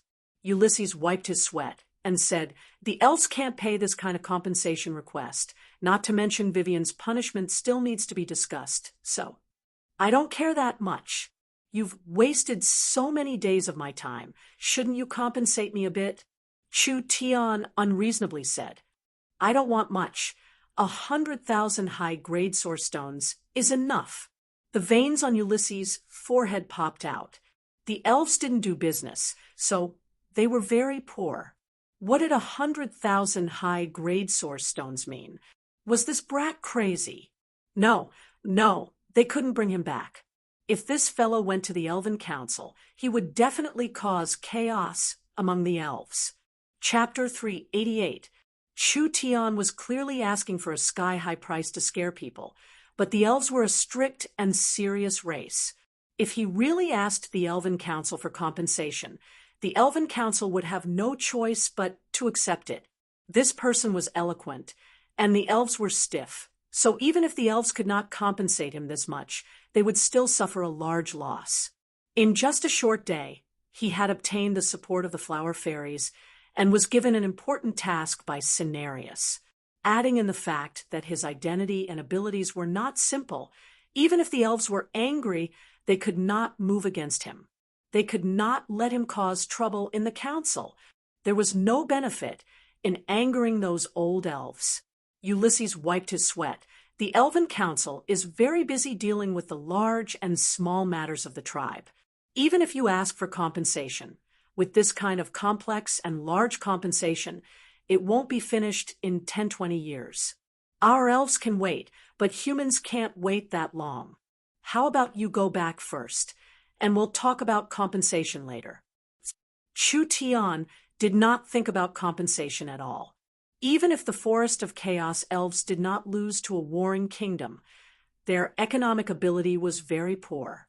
This was because the elves did not do business on the continent, so they did not have a commodity economy. It was purely a self-sufficient small farming economy, simply saying that the entire race was poor. It's not impossible for me to go back. Chu Tian raised a condition.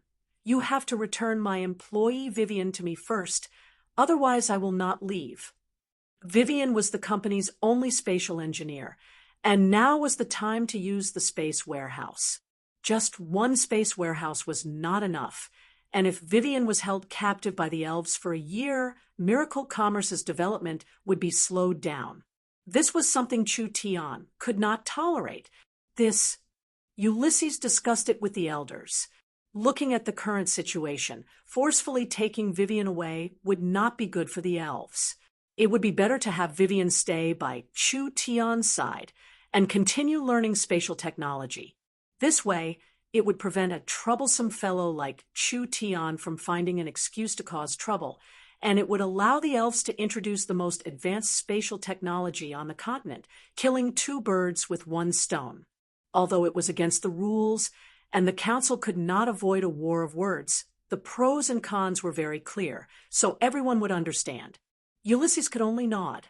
All right, then we'll have Vivian stay in Oldman's small town to be interrogated. Chu Tian heaved a long sigh of relief. He had finally escaped from the elves' hands. Actually, the elves were one of the easiest races to deal with on the continent. If the other side was a spirit beast, they wouldn't have wasted so much time talking. They wouldn't have captured him back to their tribe and would have killed Chu Tian in the small town. Then they would have flattened the small town and taken everything from it. How could Chu Tian have survived until now? However, the elves were once the most powerful race on the continent, and they were now one of the most powerful races on the continent. This race still had its merits. At the very least, cooperating with the elves wouldn't be like cooperating with humans.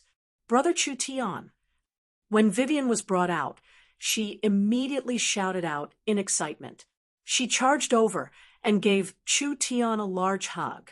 She had heard that the elves wanted to make peace with Chu Tian, and even agreed to let Vivian return to Oldman's small town. This matter made Vivian very excited. She was most worried that Chu Tian would have an irreconcilable conflict with his clansmen. Vivian would be placed in a difficult position if she stood on the other side. If the elves were willing to accept Chu Tian and even cooperate with Chu Tian, whether it was for the elves or for Chu Tian, it would be a very good thing. This was because, compared to the other superpowers in the Forest of Chaos, the elves were the friendliest and most reliable. Are we going back?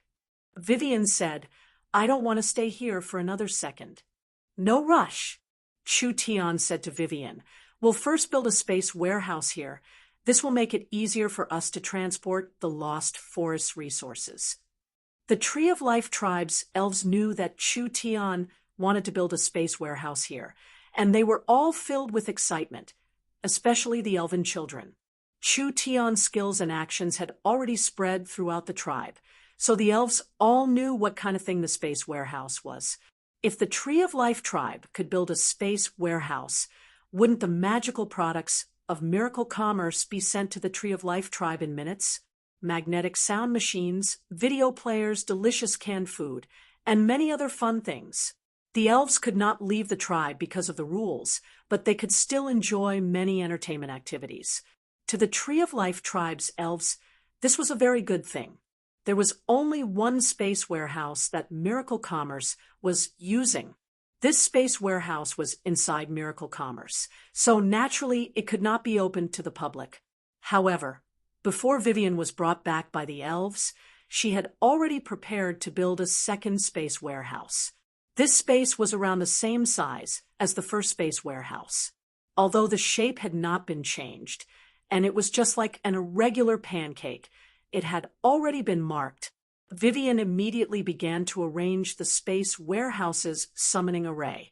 She also reserved a few backup energy pillars so that the space warehouse could be opened.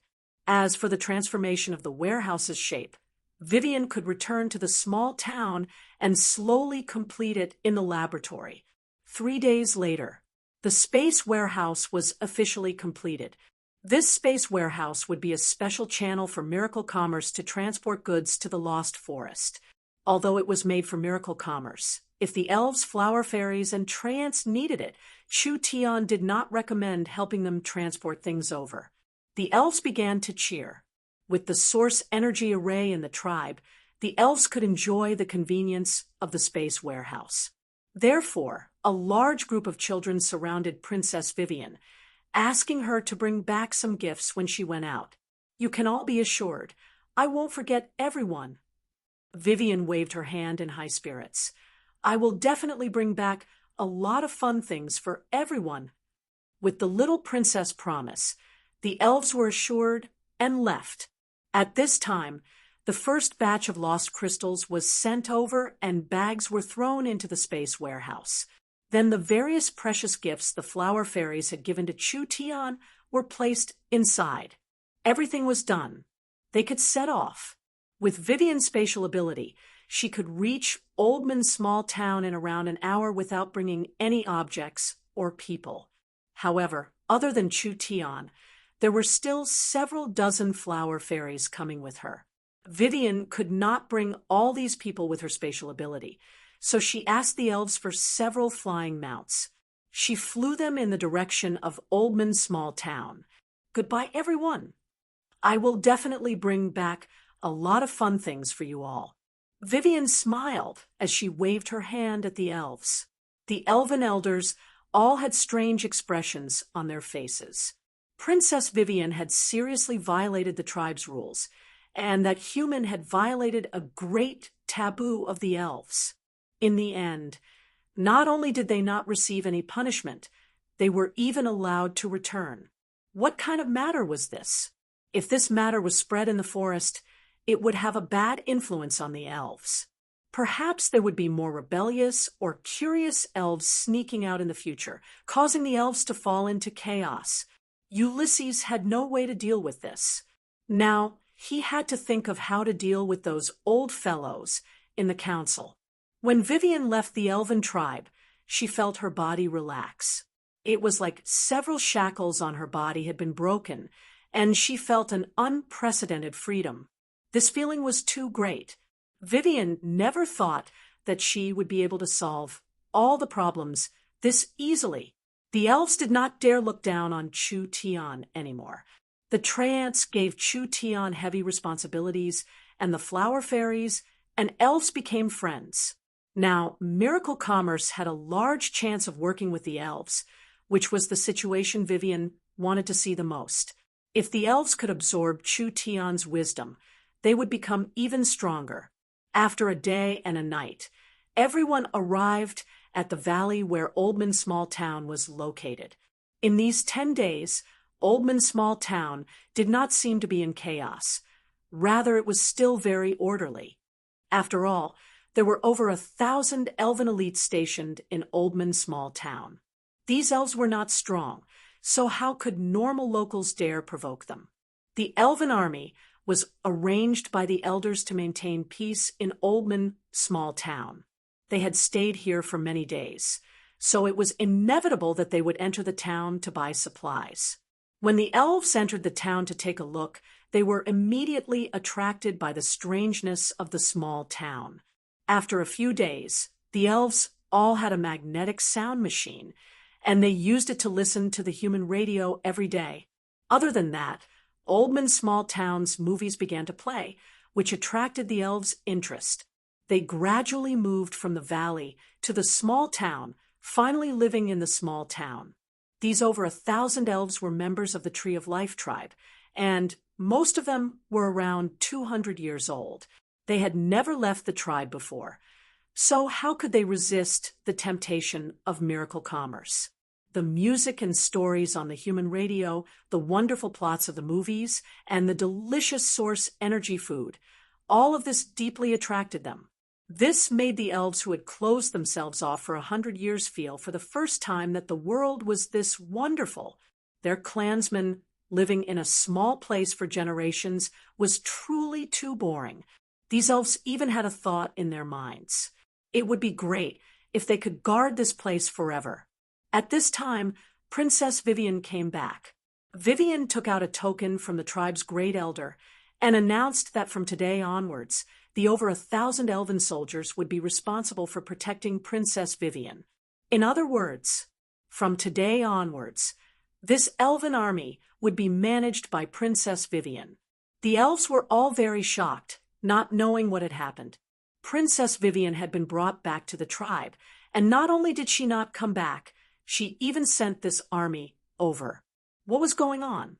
But no matter what, being able to live in Oldman Small Town was a very happy matter. Chapter 389. The high-level members of Miracle Commerce were all present, and the one leading them was an otherworldly white-clothed woman. She had a full figure and was dignified and beautiful, just like an otherworldly goddess. If it wasn't Miracle Commerce's vice chairman, Meng Qingwu, who else could it be? When she learned that Chu Tian and Vivian had been taken away by the elves, she immediately led the 3,000 trained barbarian berserkers to Oldman Canyon. At that time, the small town was on the verge of being shaken. This newly formed alliance was not firm, and it almost fell apart. It was all thanks to the young Miss rushing over to stabilize the situation. Meng Qingwu's ability to manage the situation could not be doubted. Now that he returned to the small town, Chu Tian was surprised to find that the small town did not decline. Rather, it was a bit more prosperous than before. After Meng Qingwu came to Oldman's small town to appease everyone, she immediately revised the small town system and perfected the small town's laws, making the small town even more orderly. Meng Yingying punched Chu Tian's chest. Why did you take so long to come back? I thought you were locked up by the elves, and I was prepared to bring people to the elven tribe to save you. There's no way around it. I'm this handsome, but when I went to the elves, countless young elven girls begged to marry me. I had to spend a great deal of effort to keep my integrity and escape. Chu Tian's face was as thick as a wall. Look, even the little flower fairies can't resist my beauty. Didn't they follow me here? Damn narcissist. Truly shameless. Meng Yingying fiercely said.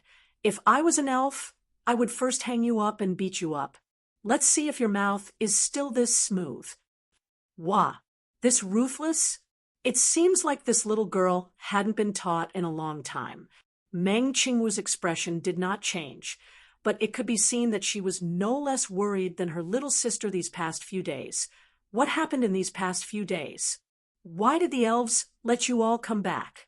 Did they not make things difficult for you? The elves did not do anything to me, and instead let me take advantage of them. The two sisters were very clear on what kind of person Chu Tian was. It wasn't strange for something like this to happen to him, but after asking about the details, they were still shocked by Chu Tian's luck, especially the matter of forming an alliance with the flower fairies and the spiritual technology he was preparing to develop. It all shocked the two sisters. Although they did not understand the flower fairies, when they saw the flower fairy sisters, these little cute creatures immediately captivated them. Welcome to the small town. Meng Yingying walked in front of the flower fairies. Why do you all look so tired? The spiritual energy here was very thin. The flower fairies were immortal beings, but that did not mean their bodies were good.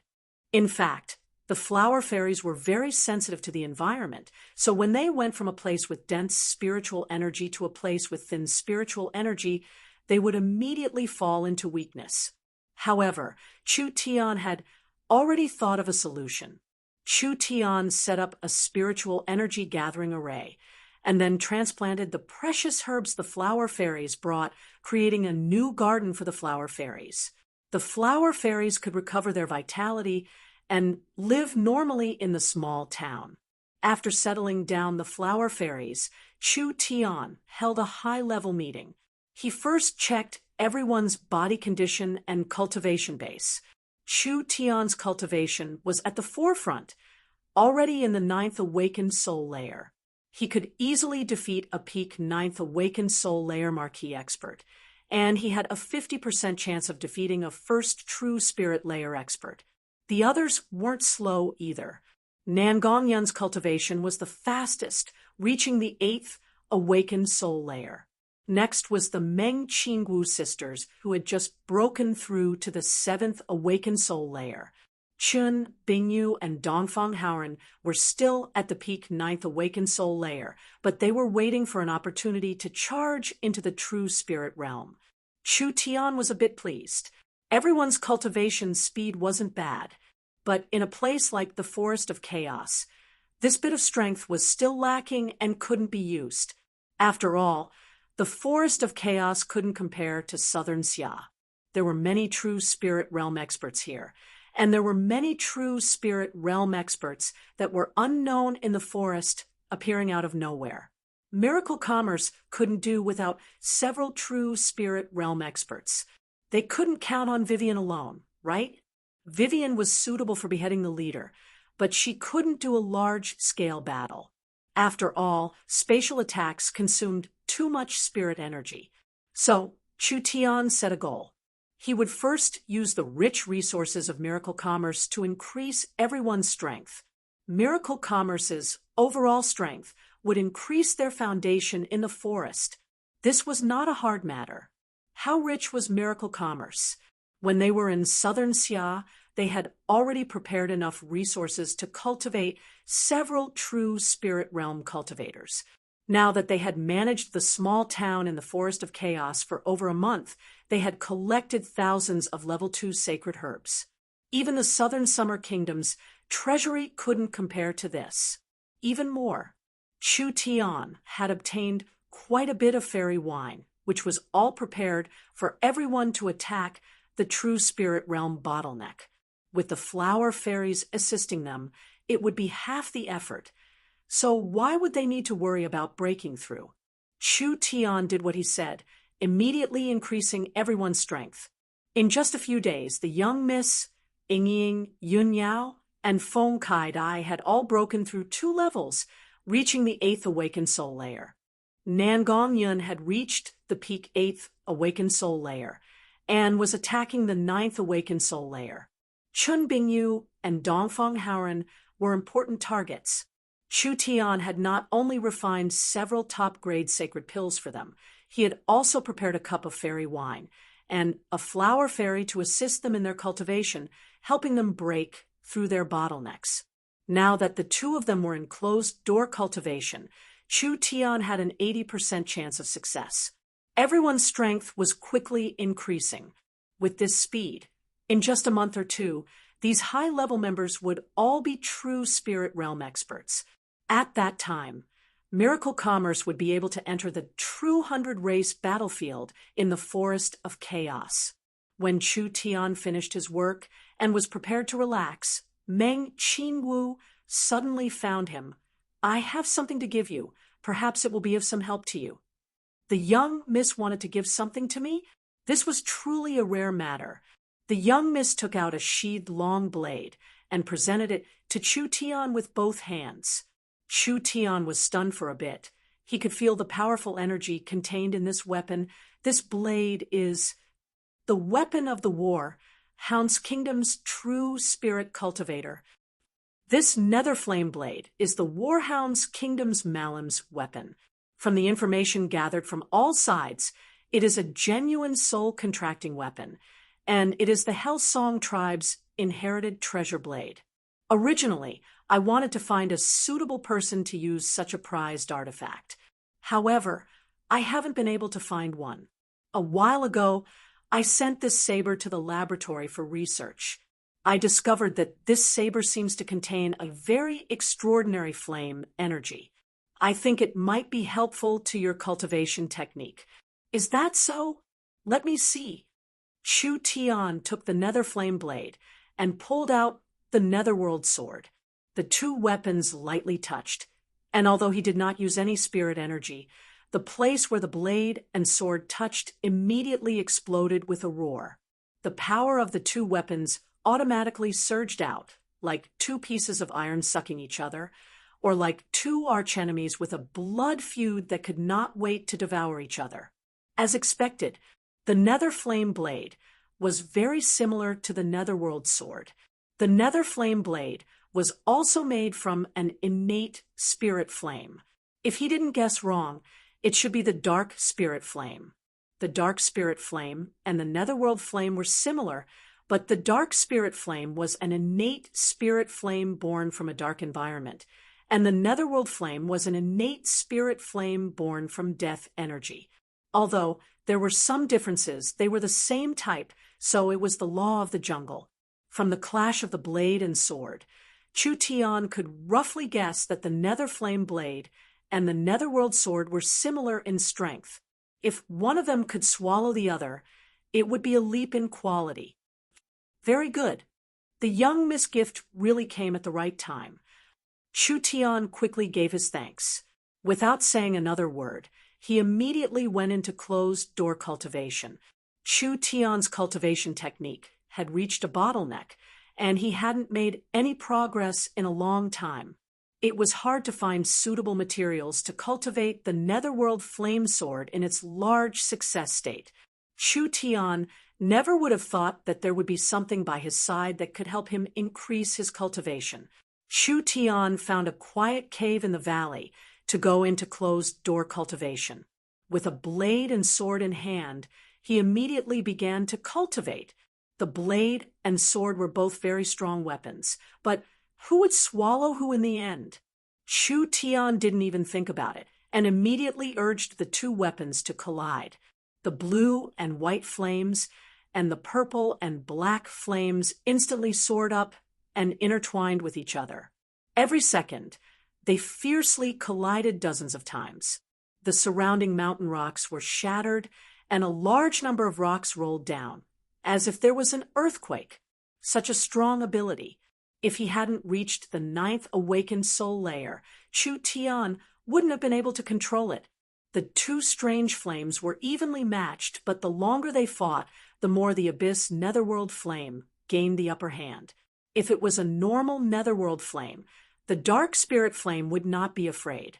They were of the same grade, and it was unknown who would win. Chu Tian's netherworld flame was not simple. This netherworld flame had not only been nurtured in the Spirit King's body for 1,000 years, it had also absorbed the Hellfire Demon's green abyss flame, so it had an abyss attribute. The spirit flame could even turn into a human form, so whether it was spirituality or essence, it surpassed the dark spirit flame by far. Finally, the nether flame blade's flames couldn't hold on any longer and was absorbed by the netherworld sword. Finally, with a dang sound, it snapped in half. Chu Tian threw away the two pieces of the nether flame blade and saw the purple, black, blue, and white flames intertwining on the netherworld sword. After the netherworld sword swallowed the nether flame blade's energy, the weapon spirit's strength continued to increase. Finally, it reached a point, but it didn't stop and continued to charge forward. The mountain began to tremble again. Suddenly, a treasure light soared into the sky. Chu Tian could feel that the weapon spirit, netherworld strength, had already reached the true spirit level. This meant that the netherworld sword's quality had increased. It was originally a level 2 soul contracting weapon, but now it had become a level 3 soul contracting weapon. It was now a high-grade, level 3 soul contracting weapon. Equipment could be upgraded. This was something that no craftsman had ever heard of. But the netherworld sword was a high-grade, level 3 soul contracting weapon, but it had been in the 10,000 corpse ancient tomb for too long, so it had weakened. It was just recovering its strength now. Not to mention that the netherworld flame had been nurtured in the Spirit King's body for 1,000 years and had swallowed the Abyss Demon's green abyss flame. Then it had swallowed the nether flame blade's 1,000-year dark spirit flame, so its potential was far greater than before. Perhaps it still had a lot of room to grow. When the netherworld sword refined the dark spirit flame's energy, it instantly refined the spiritual energy into Chu Tian's body. This allowed Chu Tian's strength to quickly go from the 9th awakened soul layer to the peak 9th awakened soul layer. This was not the most important thing. The most important thing was that the netherworld flame sword had reached the large success realm, and he had finally reached the highest realm. This sword art had reached the large perfection realm, and Chu Tian had reached the peak. Chapter 390. A sharp sword wind was released. Like cutting through tofu, it instantly created a giant sword mark in the canyon. The trees, grass, and rocks that were struck by the sword chi were immediately crushed into powder. A raging flame erupted from the sword chi, instantly enveloping a large area. Under the cover of the flame, there was no heat at all. The rocks and plants continued to wither and shatter, finally turning into dust that filled the sky. Chu Tian revealed a look of pleasant surprise when he saw this. It had to be known that his netherworld sword had not moved at all when it was inserted into the ground. This was purely released by relying on his sword source spirit, releasing a strong sword chi with his bare hands, but it actually had this kind of strength. Was this the effect of cultivating the sword art to the perfection realm, not mentioning the sword chi being doubled in strength? He who did not have a fire-attributed source spirit could actually fuse with the abyssal netherworld flame. In a sense, The abyssal netherworld flame had seeped into Chu Tian's sword source spirit, connecting with his source spirit. Like this, he was not as dependent on his weapon as before. Even if he was barehanded, he could still use the netherworld flame sword. Only the netherworld sword had a stronger effect. Not bad. This ancient sword art had been continuously modified, and it seemed like it was becoming more and more complete. With his cultivation in the peak ninth awakened soul layer, he really didn't know how strong he had become. He really couldn't wait to find an opponent to compete with. Chu Tian shook his head as he sheathed his sword and jumped into the canyon. Oldman Small Town's young miss was attending the Dwarven Elders meeting. There were the Dwarven Elders' Miracle Commerce's people, and several elves in this meeting. Chu Tian had come back at the right time because the small town had just made an important decision. We've gone through an audit, and the elves have met the requirements. The Dwarven Elders chief stood up and announced, "We will now allow the elves to enter the small town." Yay! The elves, led by Vivian, all cheered. The vice mayor Meng Qingwu said, "The elves will officially enter Oldman Small Town. According to the battle strength of the 1,000 elves, the elves will own 15% of Oldman Small Town's property and dividends. The elven army will be unified and will not mix with other armies. Vivian will lead them to maintain the small town's internal order." The elves were very satisfied with this decision. Now that Oldman Small Town had a complete system, any power in the forest could apply to join Oldman Small Town, but they couldn't join just by applying.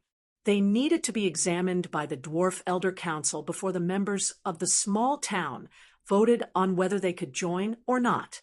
Because Miracle Commerce owned more than 50% of the town, as long as the Dwarven Elder Group agreed to join, Miracle Commerce had one vote of approval or one vote of veto. This double scrutiny could eliminate the possibility that the applicant had bad intentions and avoid affecting the balance of the town. The mayor had absolute authority over the garrison troops, and the factions that these garrison troops belonged to enjoyed the profits and dividends brought by the town. Now, the small town had 6,000 berserkers from Miracle Commerce, which was the ruler of Oldman Small Town. With this army suppressing them, the other powers did not dare act recklessly. When the elven army joined in, 20% of the ownership was instantly divided, and Miracle Commerce fell back to 50% to 60%. This could only mean that the elven army's battle strength was very strong, perhaps even above the berserkers from Miracle Commerce. The elves all had their own mounts. The elves themselves were very outstanding, and the unicorns were also demon beasts. The strength of these 1,000 elven army was equivalent to 2,000 berserkers. These elven army was led by Vivian and was also controlled by Miracle Commerce. This greatly consolidated Miracle Commerce's strength in Oldman Small Town, and the other partners' control over the small town became lower and lower. They did not have any complaints about this. This was because they entered Oldman Small Town mainly to trade with Oldman Small Town. They did not really want to control the small town. Secondly, the elves were a large race in the Forest of Chaos, so how could the surrounding tribes dare provoke them? With the elves joining in, the small town would be safer. Ruling or attacking the small town did not have any meaning. Being friendly and having mutual benefits in the long term was the way of the king. But although it was like this, in order to fight for more benefits and avoid being gradually marginalized, the large tribes all expressed that they would invest more troops. After all, Oldman Small Town was responsible for supporting the Allied army. If they sent out some of their troops, it would save them quite a bit of effort. The elves also played a crucial role in increasing the popularity of the small town. This was because among the many locals in the forest, the elves had the best reputation.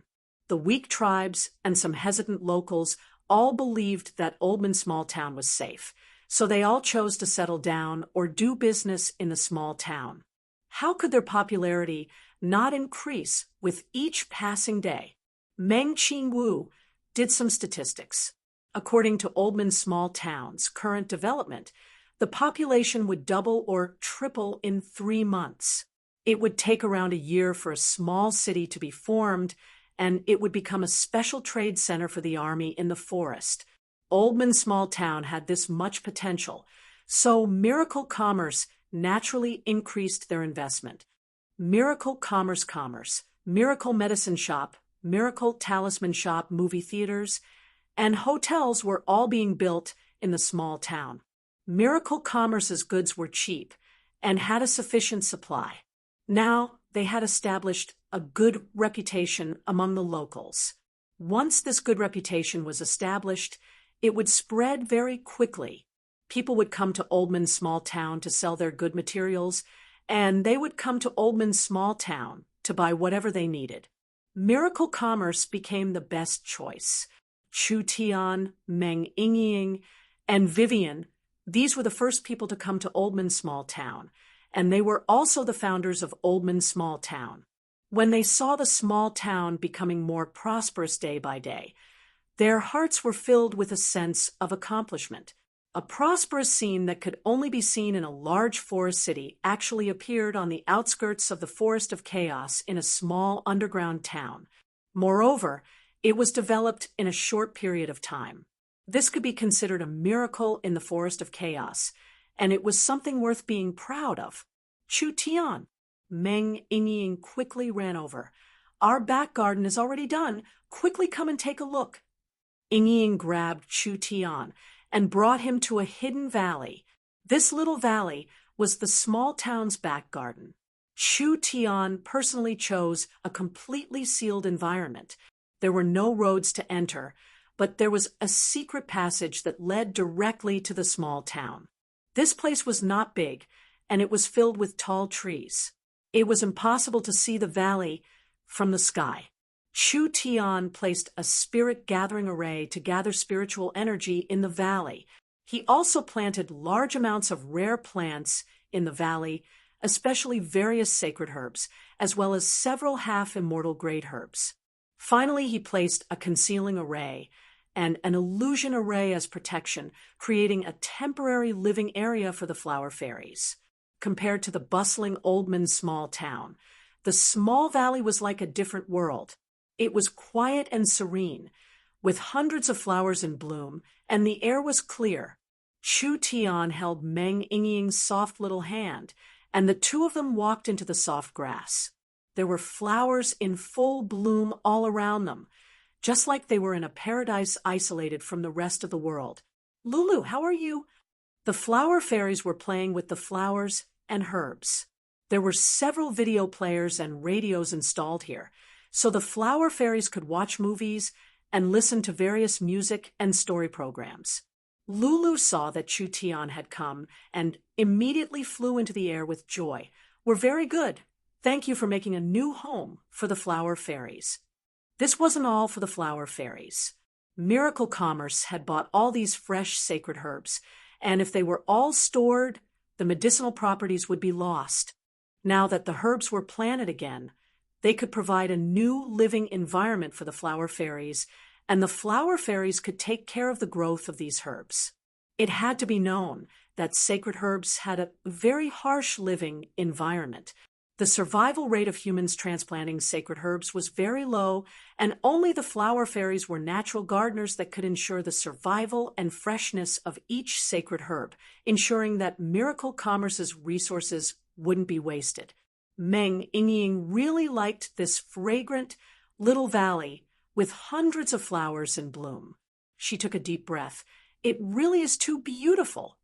Was there a need to say it? "This is my masterpiece." Chu Tian pretended to be humble as he said, "What does this count for? If you go to the flower fairies' garden, you'll know what is called beauty."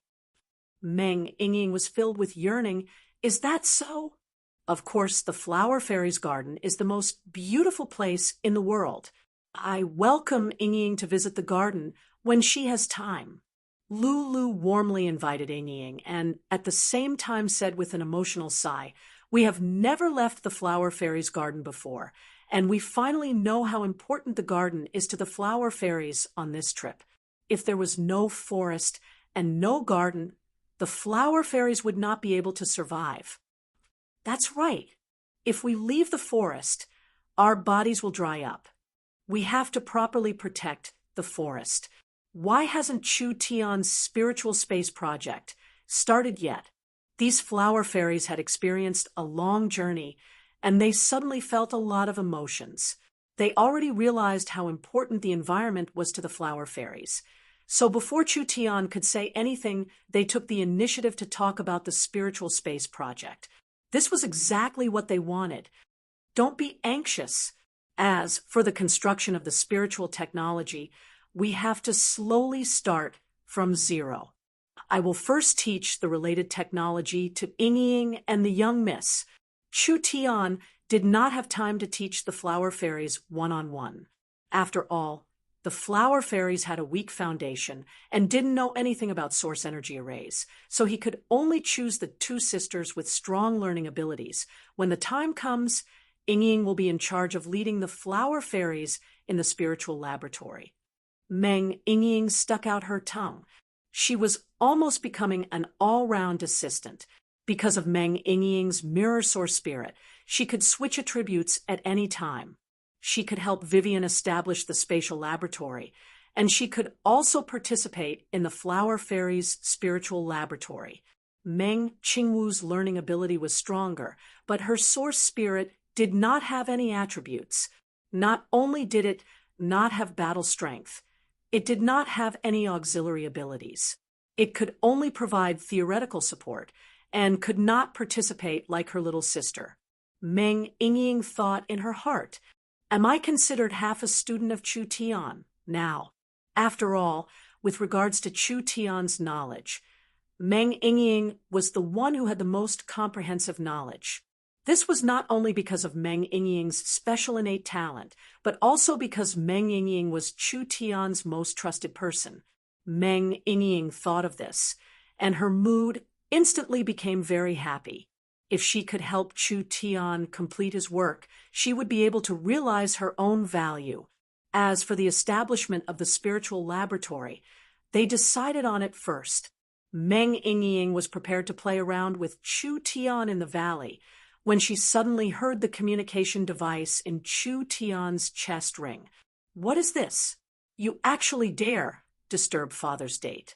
Chu Tian was a bit depressed as he picked up the communication device and picked it up. Nangong Yun's hurried voice came from inside. "Boss, this is bad. Someone has come to cause trouble. 2 patrol teams have been attacked and have suffered heavy casualties. Quickly come and take a look." Chu Tian's expression changed, hearing this. This time it was not according to the script, so he was afraid that he had encountered trouble. This was not strange. Oldman's small town had developed this quickly. It was impossible for everything to be smooth sailing. After all, this was the forest of chaos. But he never thought that trouble would come this quickly. "Let's go." Meng Ying was very regretful.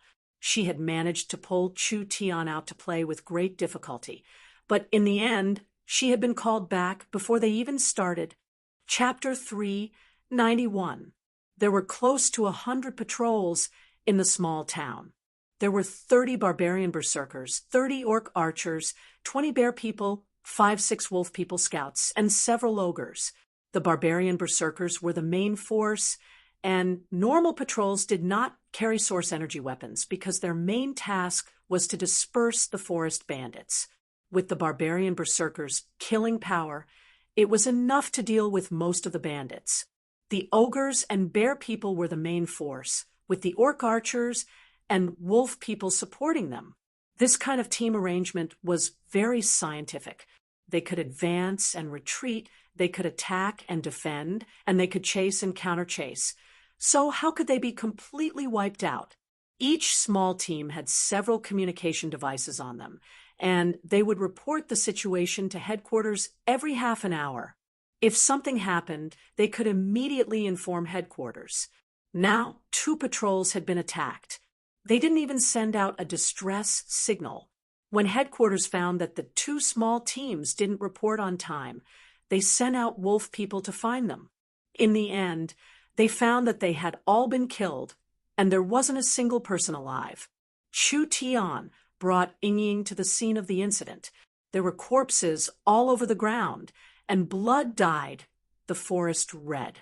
The scene was very tragic, and each berserker had at least 10 arrows stuck in them. There were even some that had been turned into porcupines. No matter how strong their vitality was, it was impossible for them to survive this kind of fierce attack. This was too tragic. How could this kind of thing happen in front of their eyes? Meng Yingying's face was a bit white. Which bastard did this? Why would they kill our people without any grievances? We are currently investigating, but there are no traces of value. Nan Gongyan led a group of soldiers to search the forest. Our patrols were suddenly ambushed, and there wasn't a single corpse left. This is truly a strange matter. That's right. This was too strange. The patrols all have elite wolf people, and their noses can smell the scent of people 10 miles away, so it is impossible for them to be ambushed. Meng Yingying was confused. Even if they were ambushed, our Oldman small towns patrols shouldn't be this weak. Did the other side have a true spirit expert? Not necessarily. Nan Gongyan said, "Look at the direction of the arrows." These arrows were shot from the air. Although the werewolf's nose is very sensitive, if the enemy is an aerial cavalry, the werewolves will not be able to track them if they attack from the air. Air cavalry? This was precisely the weakness of miracle commerce. Meng Yingying did not seem to understand. Why didn't we receive the distress signal? Because there was no time to send it out. Nan Gongyan pulled out an arrow and pointed at the black arrowhead. The arrow is coated with poison.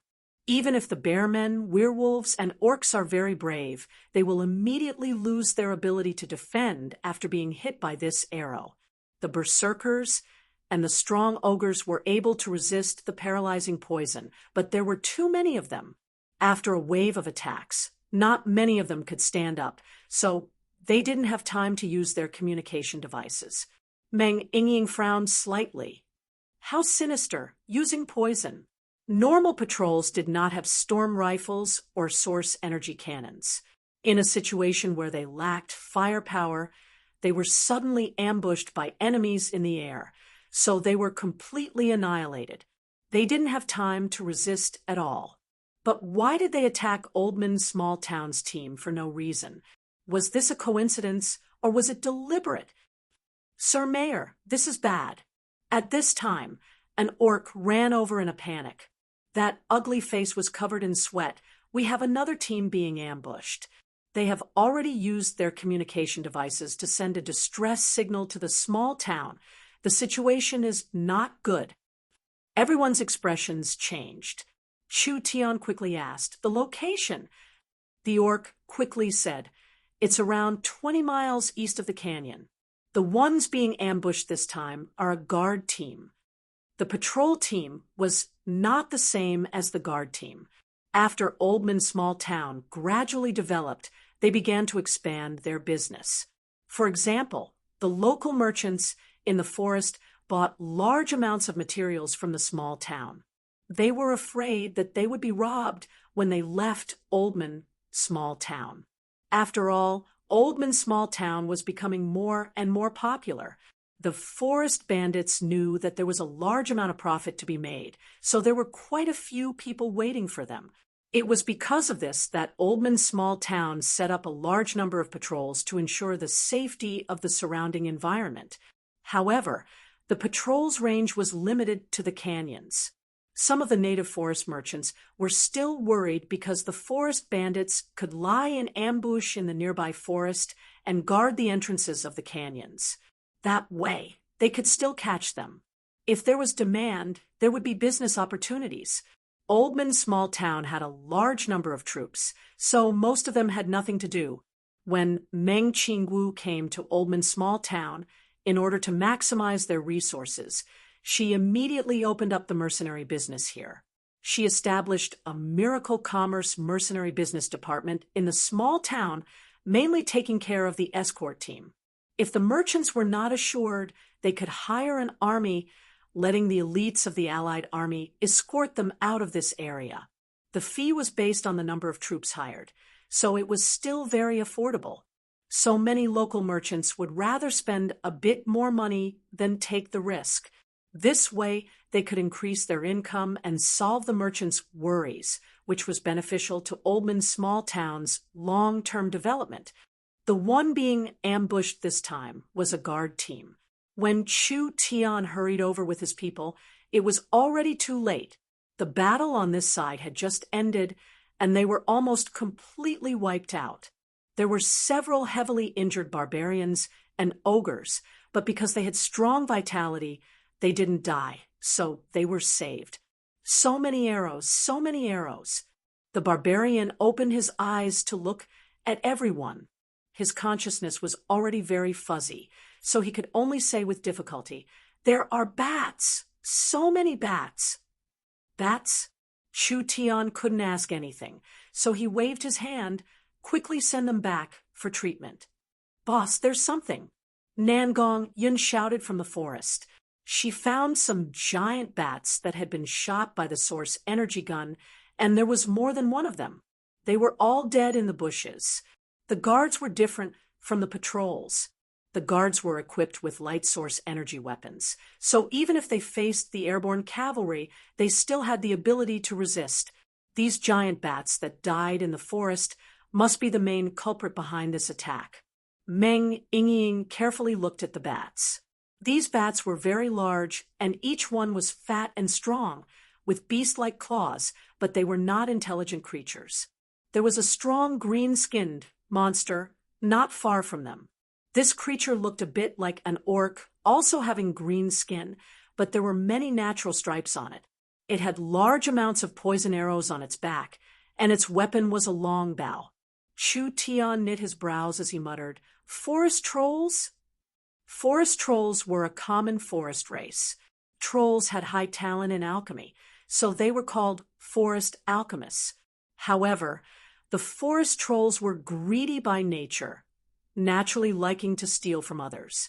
If it wasn't for the guards being equipped with source energy weapons, they wouldn't have had any casualties. Chu Tian knit his brows as he said, "Now, it can be explained. The trolls have tamed bat beasts. Although bat beasts are level 1 demon beasts, they are quite strong among level 1 demon beasts. They have strong explosive power in short to medium range, and bat beasts can use ultrasonic waves to explore the forest so they can lock onto troops from a distance. They can accurately and fiercely attack when they are defenseless. The trolls are good at alchemy, so if they use poison arrows to attack, they can effectively destroy our troops' battle strength." Meng Yingying was even more confused. Did the trolls have nothing better to do? Why would they do this kind of thing for no reason? When Chu Tian looked over the troll's corpse, he found a strange tattoo. This tattoo looked like a skull with a sword stuck in it. What symbol is this? Each troll had a similar tattoo. This made Chu Tian feel that it was a bit strange. Perhaps this would help him find the other side's identity, so he called a few orcs over to take a look. Perhaps these locals would recognize it. Who knew? When the orcs saw the tattoo, they began to tremble in fear. I know," an orc said with a face of fear. "This is the troll marauders. It's over. We've been targeted by the marauders. We're completely done for this time. The small town can't be saved this time." "Fuck, what nonsense are you saying?" Nangong rushed forward and slapped his face. "You're the fucking one that can't be saved. If you dare speak nonsense again, do you believe I won't beat you to death?" "Nangong." Chu Tian stopped Nangong. He felt that this matter was not simple. What is the matter with the marauders? Nangong Yun's fierce appearance made the orc very afraid, so he could only honestly explain. The locals of the Forest of Chaos did not live in villages, tribes, or towns. There were many races that were nomadic races, and the troll race was a very famous nomadic race. The marauders were a very famous group among the troll race. They were like a swarm of locusts leaving no grass alive wherever they went. The mark of the marauders was the skull tattoo, and there were large amounts of domesticated bat beasts. Because the bat beasts had a strong ultrasonic detection ability, the marauders could easily find the locals hiding in the dense forest. These marauders relied on this method of plundering to survive. The marauders were wild, even daring to steal from the large powers in the depths of the forest. This was because the trolls did not have a fixed place to live. Every time they were chased by a strong local, they would immediately scatter. Those strong local powers could not do anything to them. As long as the wind blew over, the marauders would gather again. In short, they were a very hard-to-deal-with group of fellows, so no matter who was targeted by the marauders, they were destined to suffer a large misfortune. Now that they were attacking the small town's patrols and guards, they were just giving Oldman Small Town a bit of face. After all, Oldman Small Town was an underground city, so it was not easy for the troll race to invade. They could only use this method to put pressure on the small town and steal some resources. Meng Yingying was very dissatisfied with the trembling orc. If they dare appear again, we'll kill them all. What is there to be afraid of? You don't know, the marauders are very large. The orc was still trembling. Their movements are strange. There is no way to predict them, and no one can locate them. Even large tribes are afraid of them, with our few people. It's not enough. I think that after the marauders finish their demonstration, they will quickly come and make their demands. We'll satisfy their needs. It's better than being destroyed. Nangong Yun was filled with rage and wanted to hit him. Chu Tian pulled her back. Nangong, don't be impulsive. This is a special time. We have to pacify the situation. Oldman Small Town's wealth would attract greedy locusts, but Chu Tian never would have thought that they would attract such a troublesome opponent. The matter of the guards being attacked would spread throughout Oldman Small Town.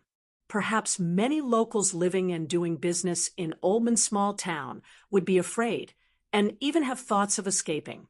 What was even worse was that the large tribes did not dare offend the marauders and might leave Oldman Small Town under the threat of the marauders. They might even compromise with the marauders. Then, this newly established small town would definitely become a huge mountain of vitality because of this. Chu Tian could not let this happen. This small town was just the first step of miracle commerce's development in the forest of chaos. If they couldn't even do the first step well, how could they carry out the rest of their plans? Chapter 392. The marauders continued to attack, causing the small town's casualties to rise to over 1,000 people. Just the Allied army alone had lost over 500 people. Paper could not cover fire. The news quickly spread through the small town like a plague, immediately causing the small town's people to panic. These infamous forest thugs were known to everyone, and there wasn't a single power in the outskirts that could go against them. They were bold and savage by nature. Not to mention a small town that had just been established, they would even rob a caravan from a forest city without hesitation. There was nothing these wild thugs didn't dare to do. These locusts that people hated were simply the enemies of the forest. However, the marauders were very mobile, immediately leaving after doing something, never staying in one place for a long time. The forest of chaos was very big. It was impossible to chase after them. Therefore, most of the time, the victims were helpless. Because of the marauders' cruel reputation, there were some local powers that surrendered to the marauders in order to save their lives, taking the initiative to give the marauders what they wanted. Oldman Small Town's prosperity had gathered a considerable amount of resources, so it was already noticed by the large local powers in the forest, but they never thought that the marauders would arrive first. The marauders kept attacking the small town's troops in the wild. This was undoubtedly a demonstration to the small town. This kind of small power did not need to attack at all. The marauders used their fierce reputation to make them collapse internally and surrender without a fight, saving quite a bit of effort. I propose to immediately close the small town. That's right, we can negotiate with the marauders. Don't they just want things? I'll give it to them. In the Oldman small town meeting, the various tribe chiefs were discussing. Almost everyone did not agree to fighting with the marauders because there was a large disparity in strength between the two sides. The marauders dared to plunder the forest. It was not something a small town with tens of thousands of soldiers could stop. Not to mention that the marauders were all aerial troops, so their mobility was just too high. Oldman small town and the surrounding local powers all lacked aerial troops. Without an army that could stop the marauders, how could they deal with these fierce marauders? Moreover, the trolls were very good at alchemy, so they could poison the nearby water sources, grass, and etc. First, they would seal off Oldman small town and trap the Allied forces inside. Everyone, calm down. Meng Qingwu stood up. There's still a chance. Actually, with Meng Qingwu's cautious nature, the safest method was to close the small town. Oldman was an underground town, and the marauders' air cavalry were not suited to attack this kind of town. As for besieging, that was also impossible. With Miracle Commerce's space transportation technology, it was impossible for the town to be trapped to death. All the daily necessities could be transported directly from the outside world. How long could the aliens hold out? Don't forget, they were a notorious organization. They would never stay in one place for too long. As long as Miracle Commerce could hold out for a while, the marauders would naturally collapse. Although this method was safe, it was ultimately a last resort. Oldman small town would suffer a large loss, and it could cause the unstable alliance to disintegrate. The most important thing was that Meng Qingwu understood Chu Tian too well. Making Chu Tian hide, like a turtle, was harder than making the sun rise from the west. If Miracle Commerce wanted to stay in the forest, they couldn't avoid the marauders. So how could they hide? Everyone, there's no need to panic. Meng Qingwu calmly said to everyone, Miracle Commerce has advanced source energy weapons, so these forest robbers have no advantage in front of our powerful firepower. It's not like we don't have the power to resist. The representatives of the various tribes looked at each other in blank dismay. The only variable now was Miracle Commerce. As for how strong Miracle Commerce was, the tribes had no idea because Miracle Commerce had always been very mysterious. They had a strong berserker army, sharp source energy weapons, and many other unexplainable abilities. Perhaps Miracle Commerce really had a way to deal with the marauders.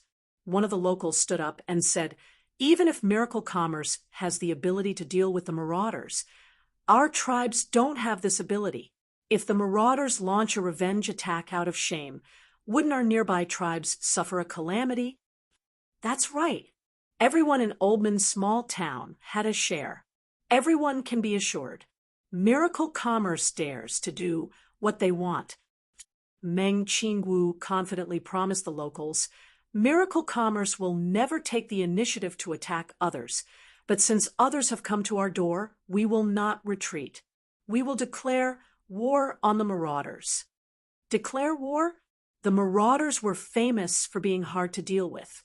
The giants of the forest couldn't eliminate these locusts, so what right did Miracle Commerce have to declare war on them? No matter how mobile the marauders are, they still need a foothold. Miracle Commerce will use our advanced technology to locate the marauders' nest. At that time, we will gather everyone's strength and sweep out the marauders in one fell swoop. Only like this can we shake the forest. Otherwise, if this group of marauders leaves, another group will come. No one wants to see endless harassment. Miracle Commerce wanted to eliminate the marauders. The locals had strange expressions as they whispered to each other. Finally, they decided to wait and see. First, they would see what Miracle Commerce would do. It would be best if it was, as she said. Otherwise, once something went wrong, the tribes would immediately withdraw to avoid being caught up in this disaster. Meng Qingwu, first appeased the locals and then immediately went to a secret room in Oldman's small town. Inside, there were many huge mirrors. Each mirror was 2 to 3 feet tall. The surface of the mirror was very clear. A gentlewoman and a few employees were standing in front of one of the big mirrors, discussing something. Kaidai, how is it on your side? Elder sister, look, this is the image taken by the surveillance airship. Feng Kaidai slightly moved her body, and the image transferring mirror behind her began to display the images. These images were clearly taken from high up in the sky. The entire forest was a deep green color, but because it was too high up, the details couldn't be seen clearly. Look here. Meng Qingwu zoomed in and could clearly see a large group of giant bats moving at a fast speed, flying through the forest at a low altitude. They stopped and fought in several places before leaving in another direction. Meng Qingwu gave a cold snort. That's right, it was them. Feng Kaidai said with a face filled with admiration. It's all thanks to Elder Sister's surveillance airship. Otherwise, it would have been hard to find traces of them. But the range of surveillance is limited. We can determine the direction of the marauders, but we can't determine where they are. Meng Qingwu had stayed in Southern State for a long time, preparing for miracle commerce every minute. There were all kinds of special airships that consumed a large amount of Meng Qingwu's energy. In the skies above the Forest of Chaos, there was a communication airship every few thousand miles. Meng Qingwu had also made surveillance airships and battle airships. These new generation miracle airships not only had high performance, they were also covered in a layer of hidden mirrors. They could simulate various colors and camouflage, making it hard to distinguish them from the ground. They could operate at a maximum altitude of 50,000 meters, and most of the time, they were parked at an altitude of 20 to 30,000 meters. The existence of these airships was a secret of the company, and the people of Oldman's small town did not know about it. There were several airships above their heads waiting for orders. The image shown on the image transfer mirror was actually taken by the surveillance airship 20,000 meters in the air. Meng Qingwu ordered, "Contact the second Heaven's Eye and search the area. Find where the marauders are hiding and have the Heaven's Punishment prepare to attack." Meng Qingwu named the special airships of Miracle Commerce. The one used to set up the communication network was called the Heaven's Net, the one used to monitor the ground was called the Heaven's Eye, and the one used to attack was called the Heaven's Punishment. Miracle Commerce had 6 Heaven's Net airships, 2 Heaven's Eye airships, and 1 Heaven's Punishment airship. Now the Heaven's Eye and Heaven's Punishment were in Oldman's small town and could listen to orders at any time. Feng Kaidai immediately picked up the communication device. Hey, Second Heaven's Eye, this is the Forest Command Center. The Vice Chairman has ordered to search the southwest. As soon as the order was given, more than 40,000 meters in the air, the Heaven's Eye 2 airship that had been on standby suddenly began to descend and move forward. The airship's cabin automatically opened, revealing countless video cameras that looked like eyes, scanning the entire forest on a large scale. At the same time, the image transfer mirrors in the small town's control room lit up. The entire forest appeared on the image transfer mirror, and all the images were transmitted in real time. A voice came from the communication device tens of thousands of meters in the air. Second Heaven's Eye, begin the operation. Another communication device also released a sound. First Heaven's Punishment calling the command center. All the weapons have been loaded. Please give your orders. Wait for orders. Yes. What a bunch of stupid natives. Feng Kaidai closed the communication device, and her face was filled with excitement. They still don't know who they have provoked, right? We'll let them see today what is called the power of technology. On the other side, Chu Tian and Meng Yingying were collecting the troll poison arrows. The two of them scraped off the poison on the arrows and analyzed it. This was the troll race's secret poison. But how could this kind of child's play trick be hidden from Chu Tian? Chu Tian easily reverse-engineered the poison's composition and formula. He gave the antidote to Ying Ying, immediately sent it to the Southern Summer Laboratory and Alchemy Factory. Give them 3 days, and we'll need 10,000 antidotes. Understood. Ying Ying immediately took the formula and sent the information. After this information was sent to Southern Xia's laboratory, Miracle Commerce's various large alchemy workshops began to work. Large amounts of medicine would be made in a short period of time before being transported to Oldman's small town. The reason why the troll race made people tremble in fear. One of the main reasons was that their alchemy skills were very high, especially in the area of refining poisons. If the soldiers took the antidote before fighting, the troll poison arrows would lose their effect. Without these poison arrows, could they fight the berserkers and the ogres?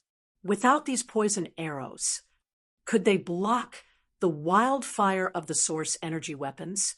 Keep dreaming. Chapter 393. Meng Yingying received news from Southern Xia that the antidote had already begun production. The antidote that Chu Tian had researched, not only did it have a low cost, it also had common materials. Miracle Commerce had the resources in Southern Xia, so it didn't take much effort to make it. Perhaps large amounts of antidote would be sent over soon. What should we prepare now?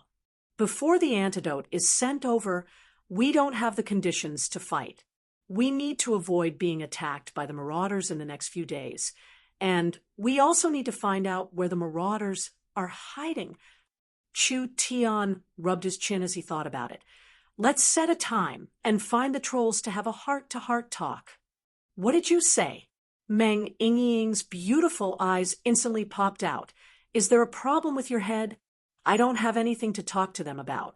Do you think they will come? They will definitely come, Chu Tian said with a confident face. Isn't this the result they want to see? Chu Tian is right. At this time, a dignified and beautiful woman walked in. The marauders' current actions are just to create panic and surrender without a fight. Our negotiation request is exactly what they want. This method can stall for a few days, and we can lure the snake out of its hole. We can find the marauders' hiding place, killing 2 birds with 1 stone. So it's like this. Meng Yingying felt this was a bit reasonable, but how do we contact the other side? The marauders must have left people in the forest to observe our reaction. We'll write down the time and place of our meeting in the forest. They will definitely come. The young miss is exceptionally smart, not like a silly girl. Who's a silly girl? Meng Yingying was about to explode. Chu Tian laughed. I'll leave this matter to the young miss. Meng Qingwu did things swiftly and decisively, immediately personally writing an essay. She sincerely asked the marauders to stop killing and invited them to meet in a basin outside Oldman Canyon in 3 days. Meng Qingwu was afraid that the trolls wouldn't understand, so she was very considerate and wrote them in 3 common languages in the forest. Then she made more than 100 copies of these invitations and had people secretly paste them in conspicuous places in the forest. This move was indeed effective. Oldman's small town was not attacked again. If he wasn't wrong, the moment the raiders saw the invitation, they would immediately drink and celebrate their easy harvest. Then they would rest and recharge themselves for the negotiation in 3 days. In these few days, a large amount of antidotes were transported to the town through the space warehouse. Chu Tian was not idle. He made some array flags to arrange a special source energy array. This source energy array's function was very simple. It was just to disrupt and weaken sound waves. The trolls were good at taming bat beasts. The bat beasts were not just mounts for the marauders. They were also the eyes of the marauders. With a strong ultrasonic detection ability, It was hard for anything to escape the trolls' eyes. But it was because of this that the trolls were very reliant on the bat beast's detection abilities. If the bat beast's detection abilities weren't good, the trolls would be caught off guard. 3 days quickly passed.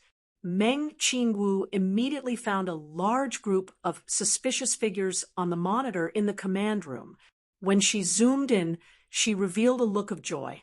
There were over 1,000 marauders flying out of a cave several hundred kilometers away.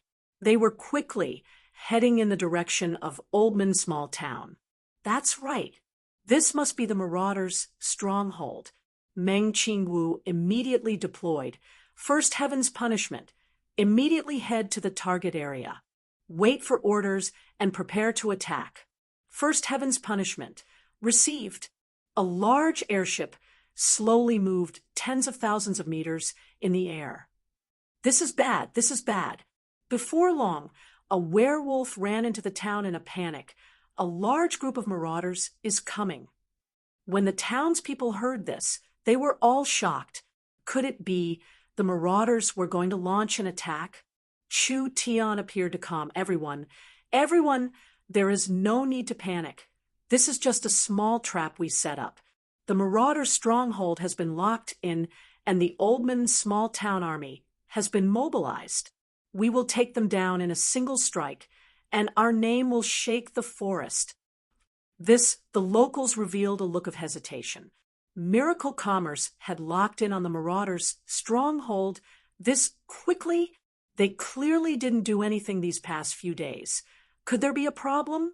The Oldman Small Town Army had already been mobilized.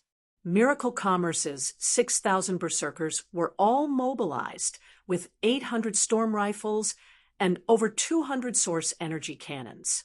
The rest were all equipped with source energy submachine guns, and each person had a source energy grenade hanging on them.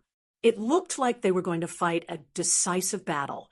Vivian was leading the 1,000 elven unicorn archers to participate in the battle. If the elves were participating, what reason did they have to not believe it? They immediately returned to their tribes and had the warriors of their tribes prepare for battle. Actually, for Miracle Commerce, the small town's army was more than enough. The reason why they pulled the locals this time was mainly to show them Miracle Commerce's strength. The tens of thousands of allied soldiers set off. Chu Tian brought several hundred people with him, heading to the meeting place with the trolls. When Chu Tian arrived, several hundred marauders had already been waiting for a long time. The heavens, I had seen over 1,000 troll cavalry on the scouting ship, but there were only several hundred in front of them. The other marauders had scattered to scout. These marauders were not brainless, and were worried that Oldman Small Town would ambush them in the name of negotiating. A burly troll marauder walked out. He was more than 2 meters tall, and his upper body was half naked. His muscles looked like they were carved out of stone, and his body was covered in strange totems. He held a long black spear in each hand, and suddenly thrust it deep into the ground. A powerful aura spread out from Min Man, making everyone feel a sense of oppression. Chu Tian did not bring Vivian with him. Therefore, the small town did not have a single true spirit cultivator. When the troll marauders saw Oldman Small Town's lineup, they couldn't help looking down on them. But what kind of experts could a trivial small town have? This kind of lineup, and this kind of reaction was normal. Ha ha ha. The troll leader gave a few sinister laughs. I thought you didn't dare come. Chu Tian swaggered in front of the marauders. I have always kept my word, so since I invited everyone, how could I not come? You do have a bit of courage. The troll leader pulled out a jet black spear, and his green eyes stared right at them. Don't waste words. We only kill people who don't know what's good for them. Since you're tactful, I'll spare your lives, but you must agree to our request. Chu Tian calmly asked, I'd like to hear the details.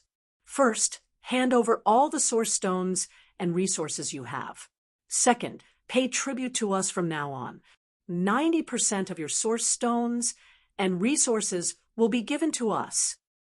Third, the troll leader looked over Nangong Yun, Meng Yingying, and the others behind Chu Tian with an obscene gaze. These human women aren't bad. They'll be responsible for serving us from now on. This troll leader's tone was high and mighty, as if it was a great honor for Chu Tian to do these things. Chu Tian gave a slight nod. Just these? The humans being this calm made the marauders a bit surprised. What did this fellow mean? Was this not enough? The troll leader nodded. Source stones, resources, and women, these are all ours. We are not interested in your lives, so you should be thankful for our benevolence. Now, obediently hand over the things we offer. Third leader, I haven't done anything to a human woman before. I want to go first with that red-haired woman. Don't steal her from me. The troll marauders already saw these people as things in the bag, even starting to fight for the right to go first. The troll race had a tyrannical nature, and their sense of beauty was similar to the mainstream of the continent. Therefore, human beauties were very attractive to them. Since your excellency has made this many requests, shouldn't this one also make one? You still have requests. Chu Tian reached out to grab the sword hilt on his back and slowly pulled out the ice mirror-like netherworld sword. With a gentle wave of the sword, he pointed it at the troll leader. It's very simple. I only have a single request, which is to borrow your head to play with for 2 days. This small request, I hope you won't refuse? The marauders were stunned for a few seconds before breaking out in laughter. Was this human joking? He dared to say this kind of thing with his awakened soul realm cultivation. The marauders' third leader was a true soul realm expert. The marauders could be arrogant in the forest for so many years. It was not without reason. In this large bandit organization, there were many experts like clouds. A human that hadn't even grown a hair, yet actually dared to fight with the marauder leader. The troll leader's eyebrows came together, and his eyes filled with anger from being teased. Do you know what price you'll pay for this? Pay your head. Nangong Yun was filled with rage when she saw the troll. She immediately angrily roared out, "This old lady will kill you first." Nangong Yun's arms transformed into a pair of flaming wings, and with a fierce flap, she instantly soared into the sky like a giant bird. She first circled in the air, and after increasing her speed to the extreme, she pounced towards her opponent like a burning moth. Seeking death, the troll's black spear was thrown out like a black thunderbolt. The flames on Nangong Yun's body were instantly torn apart, and the fierce black energy passed through her body. Even the starlight immortal body could not block this kind of fierce attack. Meng Yingying was shocked. Big Sister Nangong. Nangong Yun crashed through several trees and was embedded in a giant rock. The flames on her body exploded and turned her surroundings into a sea of flames. The rocks around her were burned to the ground. Everyone's faces fell. Such a strong strength. Even a peak 9th awakened soul layer cultivator with a defensive cultivation technique would find it hard to block this kind of attack. Nangong Yun had just reached the peak 8th awakened soul layer. Large amounts of flames came out of the crack in the mountain, and Nangong Yun stepped out of the lava. What was hard to believe was that she was not injured at all. The troll was a bit stunned. That attack should have passed through her body. Did this fellow have an immortal body? Nangong Yun's face was a bit pale, and it was clear she had consumed quite a bit of spirit energy. Was this the large difference between the awakened soul realm and the true spirit realm? As expected, even a divine cultivation technique could not make up for it. Nangong, move aside. Chu Tian raised his sword as he walked forward. This fellow is mine. Chapter 394. Chu Tian's subordinates all had their own duties. Meng Qinggu was in charge of the company. Meng Yingying was in charge of supporting the various departments, and Nan Gongyan was the one with the strongest fighting ability in the original group, so she became the most important battle talent. Although she was only in the peak 8th Awakened Soul layer, she could still fight against a peak 9th Awakened Soul layer cultivator. But for this kind of battle talent, although it wasn't hard to jump levels, it wasn't easy to jump levels. The difference of a single realm was like the distance between heaven and earth. An awakened soul cultivator fighting a body refinement cultivator and a true spirit cultivator fighting an awakened soul cultivator. There was no suspense at all. There was not a single true spirit cultivator in Oldman Small Town. So how could the Marauders place them in their eyes? This human brat really didn't know what was good for him. How could he be this arrogant? He was simply seeking death. You're seeking death. The Marauder leader gave a sinister laugh. What reason do I have to not help you? The two of them faced each other. The surging killing intent and pressure collided violently in the surrounding space, causing the others to involuntarily take a few steps back.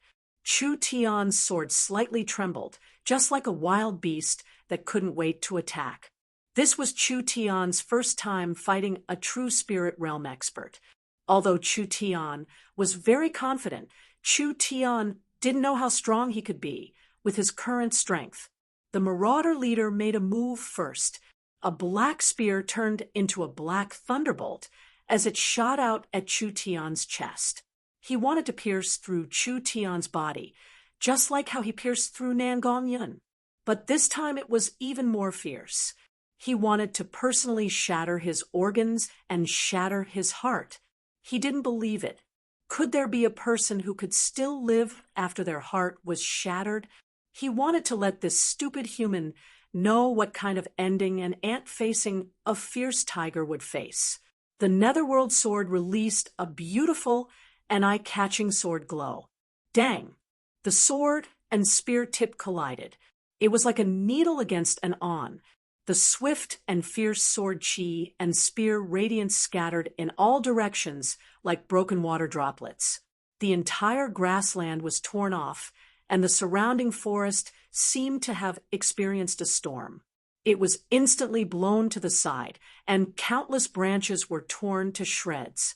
Whether it was Oldman Small Town or the Marauders, when they felt this powerful collision, they couldn't help moving back a bit. Another explosion sounded. Chu Tian and the Marauder leader each retreated 5 or 6 zhang. Chu Tian's face was still as calm as still water, and there was no change in his expression. He was just silently evaluating the power of his sword. The Marauder leader's expression changed dramatically. He never thought that his opponent would be able to block his attack without dodging. What a powerful sword chi! The moment the Marauder leader clashed with his opponent, a sinister, cunning, and vicious energy flowed through the spear and into his body. Even though the Marauder leader was strong, he didn't have enough time to defend himself, so he suffered quite a bit. A human actually withstood a blow from the third leader. This wasn't a dream, right?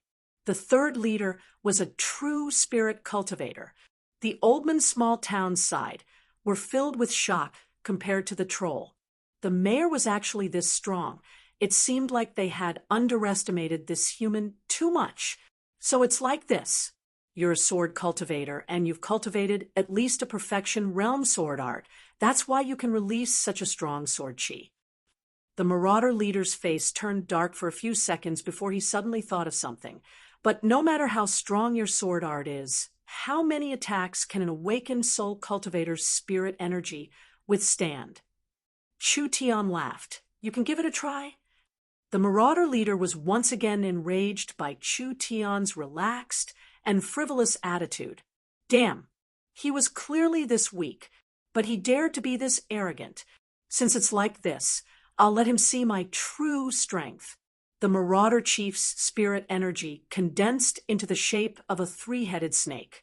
Each head of this 3-headed snake had a different color: red, green, and purple. 3 different energies revolved around the giant demon. The third leader is using his source spirit. This three-headed monster snake source spirit is famous for its strength. Let's see how this brat will deal with it this time. Chu Tian's eyes slightly narrowed. A rare multi-attributed source spirit. This kind of source spirit could have multi-attributed battle energy, so it was harder to deal with than normal cultivators. The black spears returned to his hands like two black pythons. The moment the marauder leader grabbed the two black spears, his aura increased by at least 10 times. The three snake source spirits actually split apart, with one coiling around his left hand, one coiling around his right hand, and the last one coming out of his head. It turned into a strong and corrosive poison mist that charged at Chu Tian. Poison-attributed source spirit, Chu Tian turned into a sword glow to escape. Want to run? How could it be that easy? The marauder leader gave a few fiendish laughs. His legs stepped off the ground, and he teleported forward, locking onto Chu Tian, who was hiding. Die! The two black spears turned into demonic snakes that attacked Chu Tian. The two demonic snakes that coiled around his body released their power. One of them made people feel numb, and the other made them feel weak. The two powers intertwined with each other on Chu Tian's body, making Chu Tian feel like the air around him had turned into cement. Each of his movements felt like they were being slowed by 1,000 pounds. Such a strange source spirit's power. Each of the marauder leader's attacks had a negative effect, weakening the other side's ability to resist. Even a true spirit cultivator of the same level would be hit if they were caught off guard, not to mention an awakened soul cultivator. Awakened soul cultivators could not resist the numbness and weakness of the demonic snakes at all. Most awakened soul cultivators would lose their ability to resist when they attacked. Sword. The demon god's sword source spirit soared into the sky. Chu Tian borrowed the power of the demon god's sword to scatter the energy enveloping him, giving him a short moment to catch his breath. The netherworld sword merged with the demon god's sword's destructive power, and the blue and white sword glow turned purple and black. Its strength increased by at least 1-fold, and its destructive power increased by 10 times. Netherworld Ghost Slash. Chu Tian did not hesitate for half a second as he slashed out with his sword.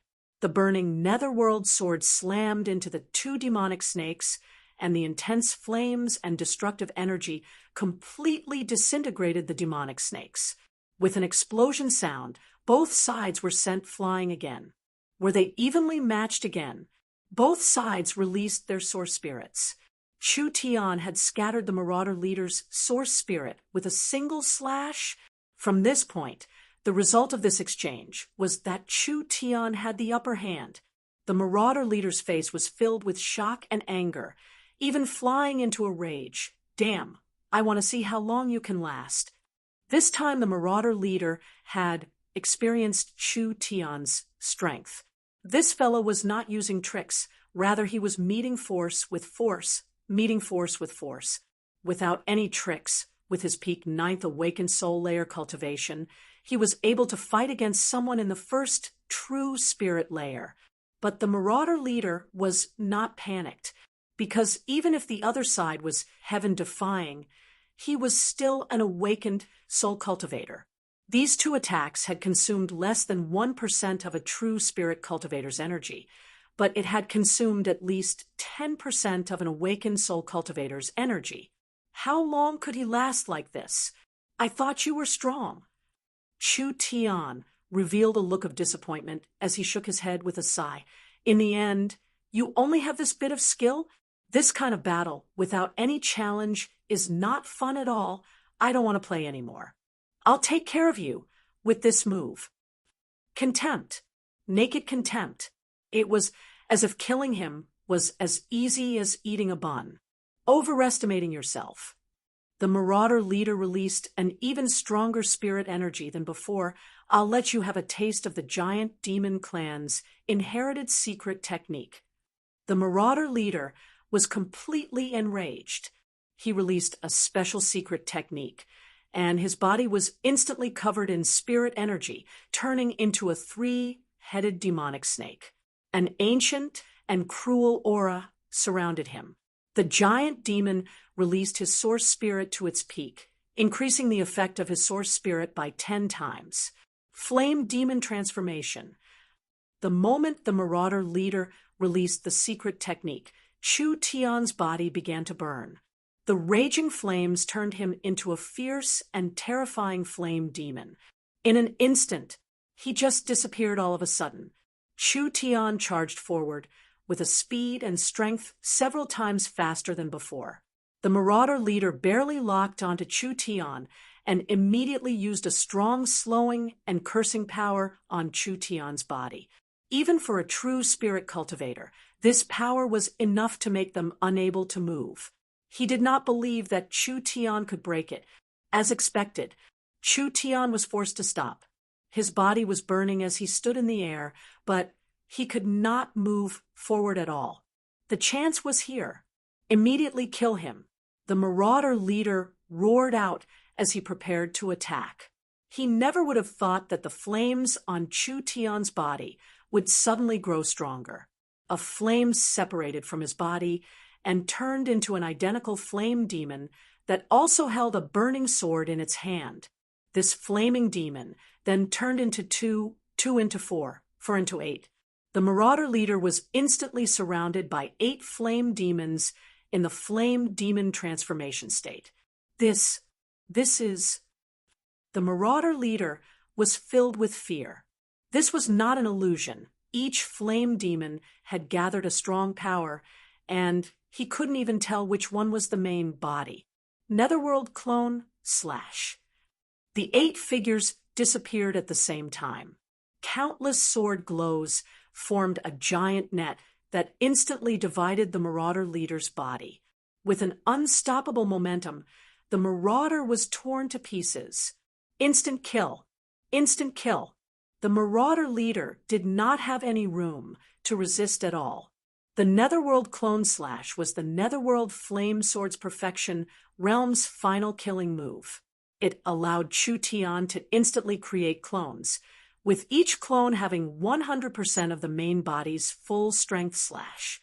This was equal to duplicating his strength by several times and releasing it all at once, adding in the flame demon transformation. Even a true spirit expert could not block it. The third leader is dead.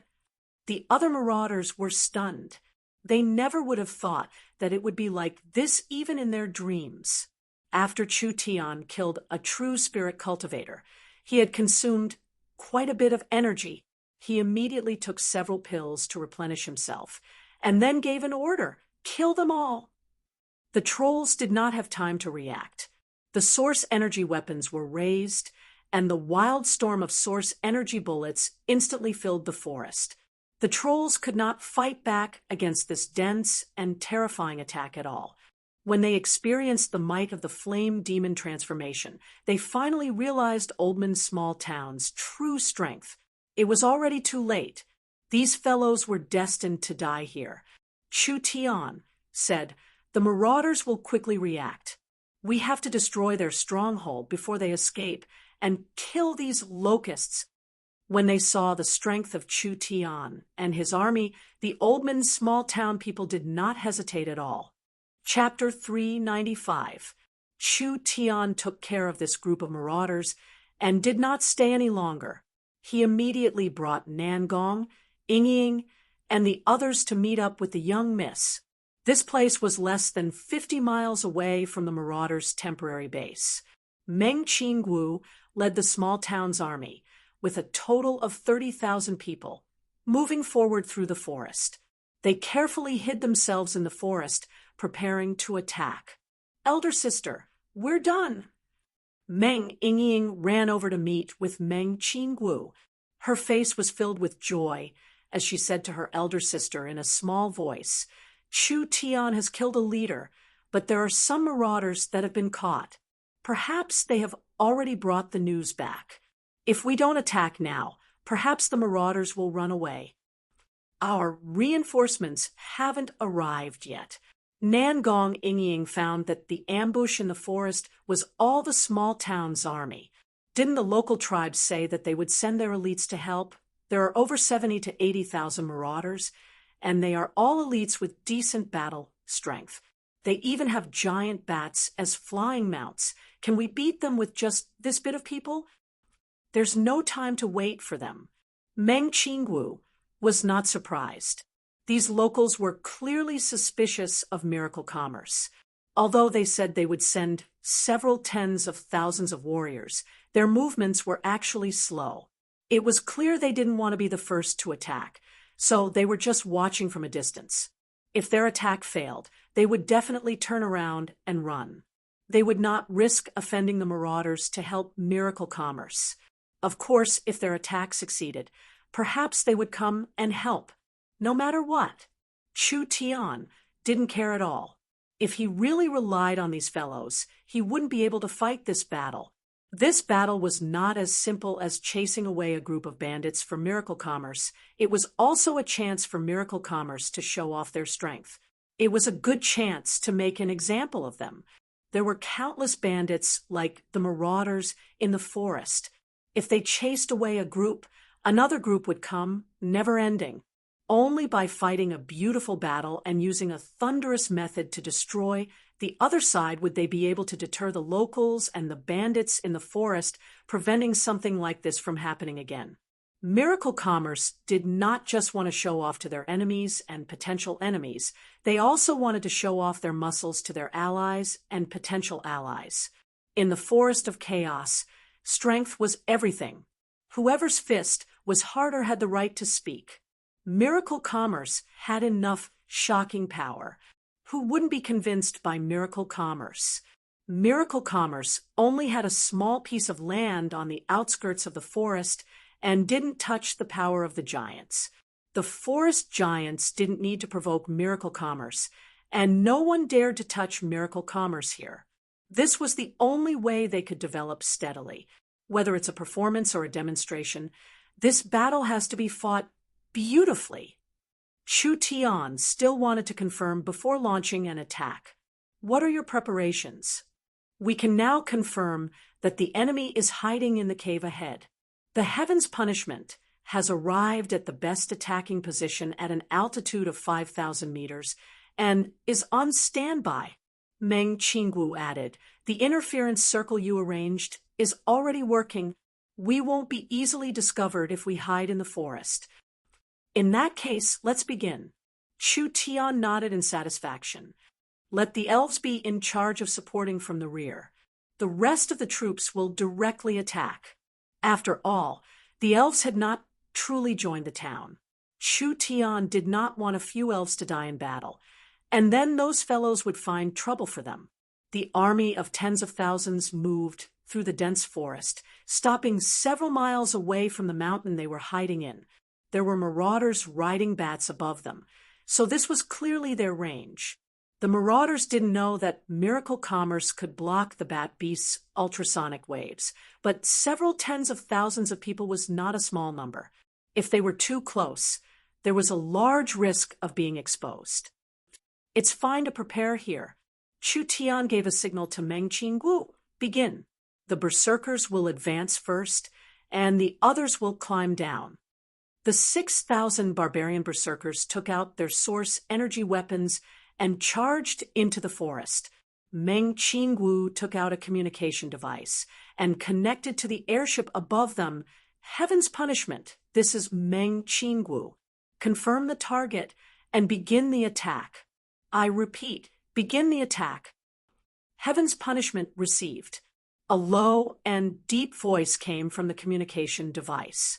The forest army felt this was strange. They didn't know what Chu Tian was doing and why he wanted them to lie down in the forest. However, they didn't dare disobey Chu Tian's orders, so they could only obediently lie down on the ground. The Heaven's Punishment airship was a large airship, and the surface was covered in reflective mirrors. These mirrors were not normal mirrors, but rather image transfer mirrors. Not only could they display various images, they could also display images from one side to the other, creating a transparent front and back state. Even if one observed it from a close distance, they could only see a transparent outline moving. If one observed it from a distance, it was hard to see with the naked eye. This was an airship made with current technology. It could be considered a ghost floating in the air. Target locked. Height is around 5,000 meters. Normal wind speed, normal environment. Activate 100 heavy high-altitude bombs. The bottom cabin of the Miracle airship opened to reveal a bomb bay. There were meter-long bombs inserted into it like rows of black, treasured swords. These bombs were completely black, and there were large amounts of runes engraved on them. One could vaguely see that each bomb contained highly compressed honeycomb crystal oil bombs. The power of this bomb was equivalent to 100 source energy grenades. This wave of bombs was equivalent to 10,000 source energy grenades exploding at the same time. Activate! These long sword-like heavy bombs were activated, and the runes on their surface lit up. They seemed to be affected by some kind of force, and with a PU sound, they left the airship's bomb bay. They fell to the ground like meteors. This kind of speed was very fast. This was the speed at which they naturally fell, because there were gravity runes on the surface of each bomb. As long as the runes were activated, the weight of the bomb would increase by several dozen times, so each bomb would be incomparably heavy. Being affected by the air resistance, it would increase the speed of the bomb, allowing it to fall without being affected by the wind. Over 100 bombs falling from the sky was actually very inconspicuous, just like 100 small stones falling onto a mountain. However, when these inconspicuous black dots touched the mountain, the entire forest trembled, and a large amount of light and heat was released. A terrifying energy cloud rose into the sky, and the entire mountain was shaken to the point that it almost shattered into pieces. The surging air currents surged forth, causing the surrounding forest to sway and tear apart. The first wave of bombs is over. The deviation is less than 5%. Adjust the position. The second wave is 500 bombs. This first wave was just testing the waters. There were over 500 bombs in the second wave, and the explosive power was several times stronger than before. When they landed on the mountain and exploded, the dazzling light even covered the sun in the sky. The small town's army and the locals that were watching in the distance were all stunned by this magnificent and terrifying scene. They finally understood what it meant to collapse the mountains and crack the earth. What made them feel the most terrified was that they could not understand how this happened at all. It was like an incomparably terrifying explosion had appeared out of nowhere. The third wave of bombs. This time it was 1,000 bombs. The entire majestic mountain had been bombarded 3 times, and almost half of it had collapsed. Flames covered the surrounding forest, and the ground was scorched black. The shockwave spread for 10 miles, and all the trees were uprooted, losing all signs of life. Even the air was incomparably hot, being completely covered in charcoal and ashes, making one's vision blurry. Heaven's Punishment's mission is complete, currently retreating from current altitude. The Heaven's Punishment airship's weapons had all been released. Therefore, they immediately retreated and were currently returning to a safe altitude. This fast and powerful attack was definitely very sudden. If they were at the center of the explosion, even a high-level true spirit cultivator would find it hard to escape unscathed. The marauders were not prepared at all and were suddenly hit by this kind of intense bombardment. Perhaps 50 to 60% of them had died, and this was already an optimistic estimate. This large group of bandits hadn't even started fighting, and they didn't even know what had happened, but they had already been crippled by miracle commerce. Everyone charge! Kill all the marauders! Chu Tian took out a loudspeaker and loudly shouted, "This is the result of offending my miracle commerce." The several tens of thousands of soldiers of the Alliance saw Miracle Commerce's miraculous methods, and their morale was greatly boosted. They immediately got up and picked up their weapons, charging into the sea of flames. The surviving marauders climbed over the burning mountain rocks and climbed out with great difficulty, only to see a group of berserkers in heavy armor charging at them. Those fierce source energy weapons began to fire. Pitiful cries filled the air. 6,000 berserkers, several thousand source energy weapons. Under this kind of intense firepower, how many of these heavily injured marauders could escape? This was simply a massacre. Chairman's orders: kill them all. The Alliance searched for the marauders and killed one they found, not leaving a single one alive, showing no mercy. To the marauders, this was simply an unprecedented nightmare. They had never understood the meaning of hell so deeply before. 80,000 marauders. An entire 80,000 marauders. This was an army with high mobility and strong scouting abilities.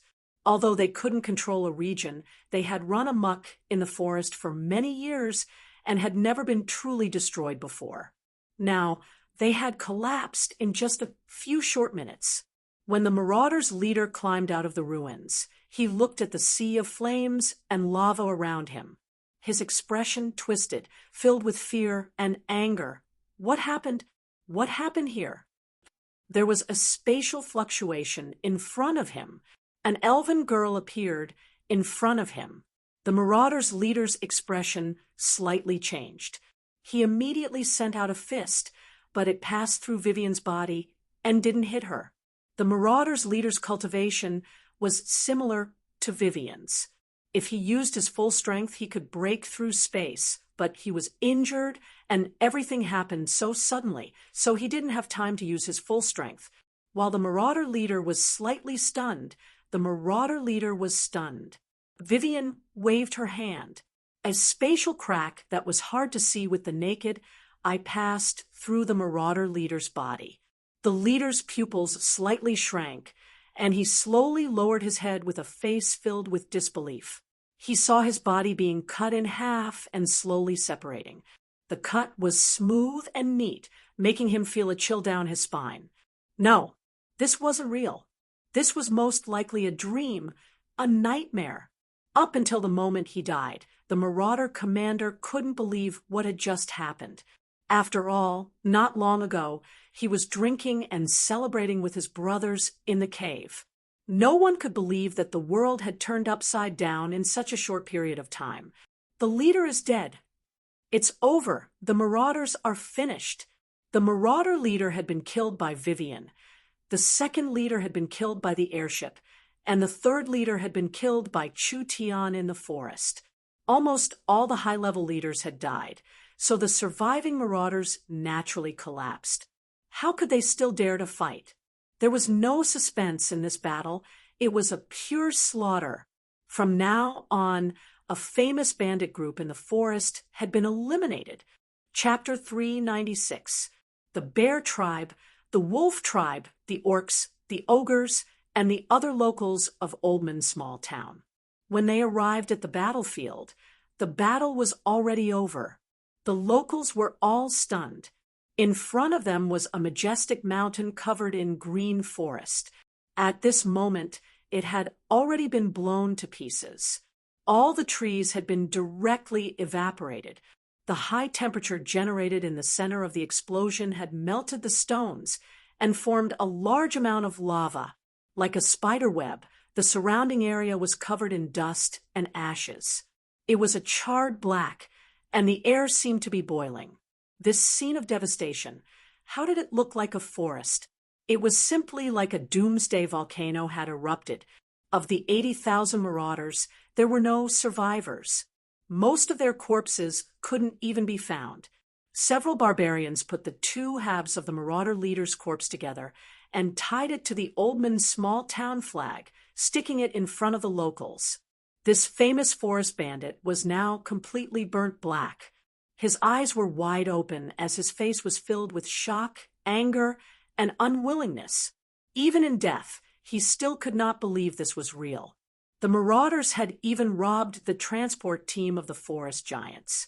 The marauders had even escaped from the giants without dying. This kind of clever and cunning forest bandit organization was completely annihilated in the hands of a small town. Most of the marauders did not know what had happened before they were blasted to death. Even the lucky survivors were mercilessly annihilated by miracle commerce.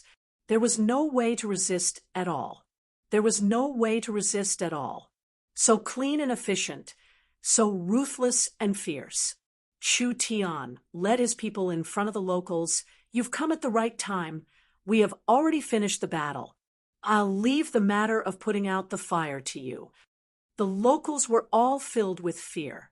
The most terrifying thing was not the marauders themselves, but rather the fact that they didn't know what method Miracle Commerce had used. How could they find the marauders' temporary stronghold so quickly? And how could they create such a large-scale attack in such a short period of time? This kind of destructive power that could instantly destroy a mountain. Even a peak true spirit realm expert could not do this. Therefore, Miracle Commerce's methods were not something these natives could imagine. They could only be thankful that they did not provoke Miracle Commerce. Otherwise, the ones who would be blown to pieces would be their tribe. The natives were terrified. None of them dared to look straight at him. They could only bow and pay their respects. Chu Tian swept his gaze over these fellows and knew that these fellows had already submitted to Miracle Commerce's powerful strength. From now on, would they dare not do anything that Miracle Commerce asked them to do? All right, I'll leave the cleanup to you guys. Also, check if there are any spoils of war left. Chu Tian had eliminated this large bandit organization as easily as if he had chopped a piece of wood. It was just a trivial matter. Let's call it a day. Yes. The Allied forces in the town began to assemble and retreat. All that was left were the natives whose faces were filled with terror and shock. What are you standing there for? Hurry up and clean up the battlefield. One of the natives shouted, and it was like they had woken up from a dream. After all, they had slowly rushed over, which had already made Chu Tian dissatisfied. If they slowly cleaned up the battlefield, what if Miracle Commerce was angry and sent a wave of attacks to their tribes? Miracle Commerce could easily locate the marauders. Then it could easily locate them. Miracle Commerce could easily destroy the marauders. Then it could easily destroy them. In the hearts of these natives, Miracle Commerce was not a simple outer forest power. Rather, it was a giant that had the qualifications to challenge the giants of the forest of chaos. Actually, these natives were thinking too much. The Heaven's Punishment had released over 1,000 heavy bombs, but it had already used up all of the heavy bombs in the company's storage. These 1,000 heavy bombs had taken Miracle Commerce over a month to make, so they couldn't use this kind of attack a second time in a short period of time. But it didn't matter. Just this once was enough. No matter who it was, after seeing the might of the Heaven's Punishment, they would not dare have thoughts of fighting against Miracle Commerce. Even the giants of the forest would have to consider the consequences. There were basically no casualties in the Allied army. This was a glorious and shocking performance. When the Oldman town citizens saw the victorious Allied army, they were filled with confidence. The marauders were just a group of clowns, a group of stupid and ignorant moths flying into a flame. The people seemed to be seeing a brand new forest city slowly rising. In the near future, the population would explode. The previous few times they dealt with the spider race was just to show Miracle Commerce's abilities, but after killing the marauders this time, Oldman's small town's name would spread throughout the forest. Before long, large amounts of locals would come to join them. Meng Qinggu began to plan the living quarters in the valley. At this moment, the spiritual pressure in the small town suddenly increased. With a heaven-shaking aura, Chun Bingyu came out of closed-door cultivation. She had already broken through to the true spirit realm.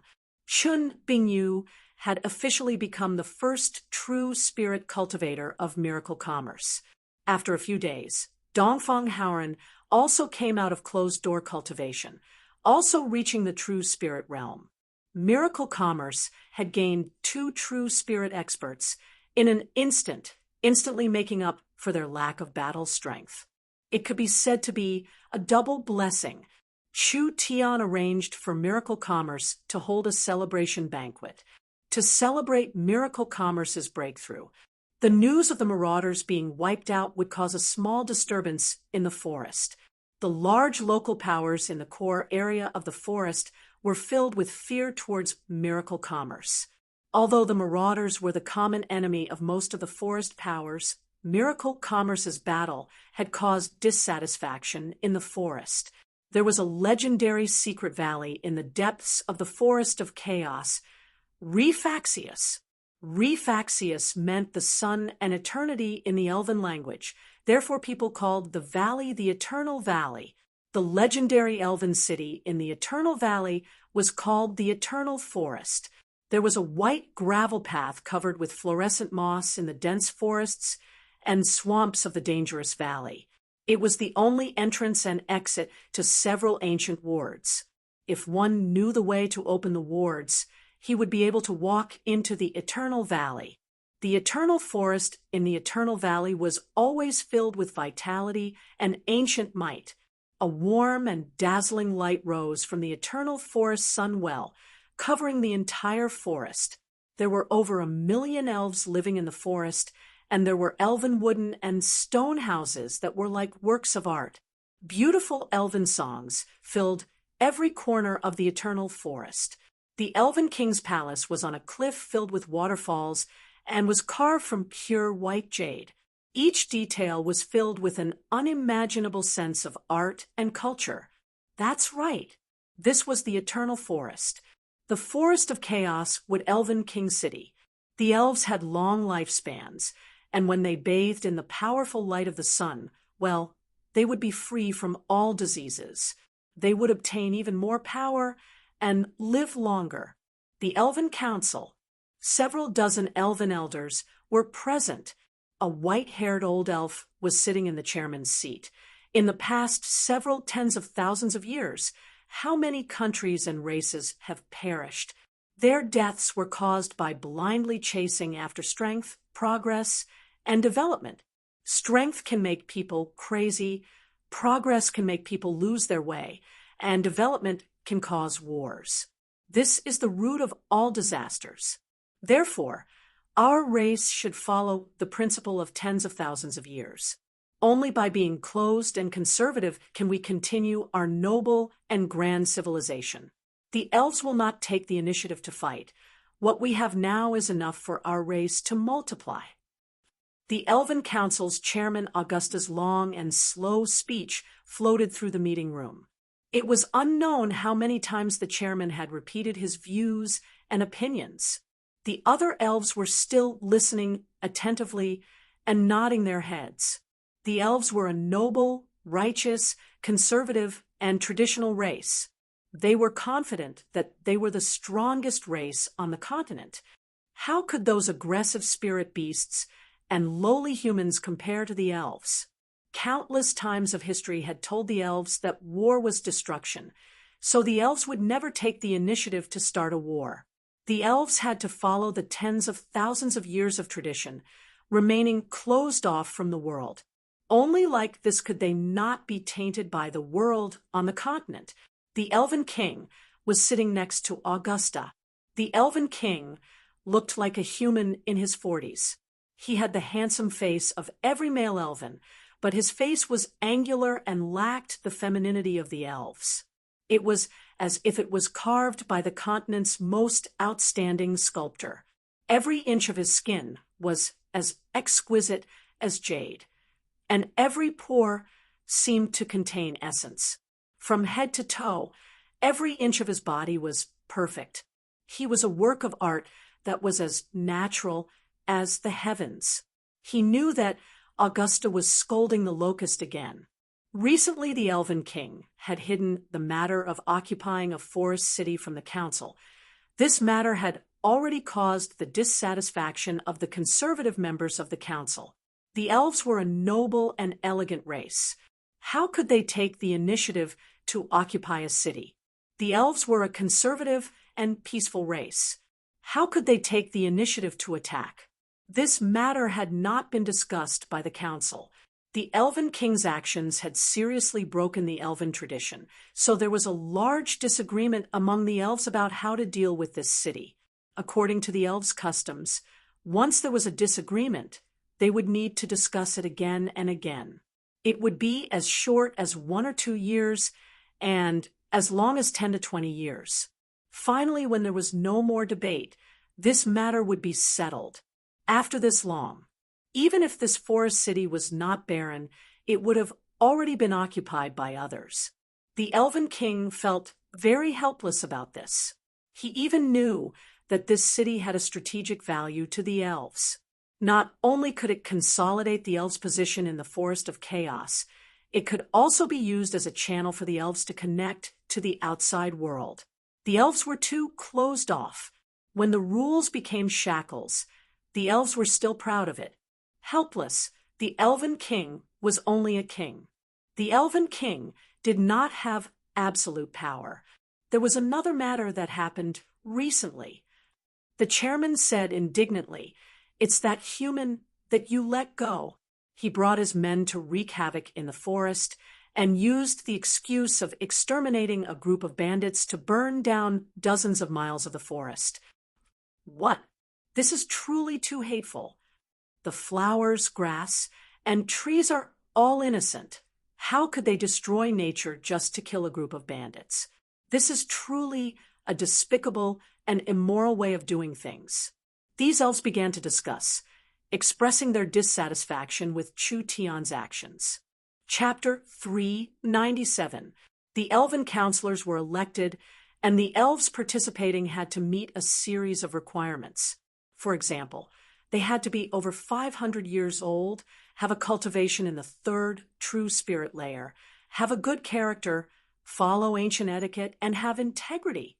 It was because of this election system that the elven counselors were all stubborn old men. The elves that reached the true spirit realm could live for around 1,000 years. The current chairman was a living fossil that was already over 1,000 years old. With the chairman's strength and abilities, living for another 300-400 years was not a problem. The vitality of the elves was too strong. This led to the slow metabolism of new elves. The new generation of elves would always be shrouded in the influence of the older generation of elves for a long period of time. The Elven Council would also change very slowly. With the control of these old elves, even if there were some radical and innovative new elves, as long as they worked with these old elves for 100 or 200 years, they would become a new stubborn old elf. The elven etiquette, the elven faith, and the elven character had already become a firm shackle. It had locked the elves of the continent for close to 10,000 years. 10,000 years was not a long time for the elven civilization.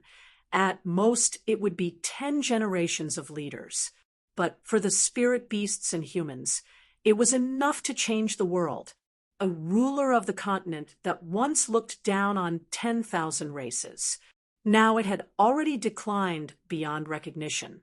Even in the Forest of Chaos, the influence of the elves was still the same. The elves did not think about how to revive their race.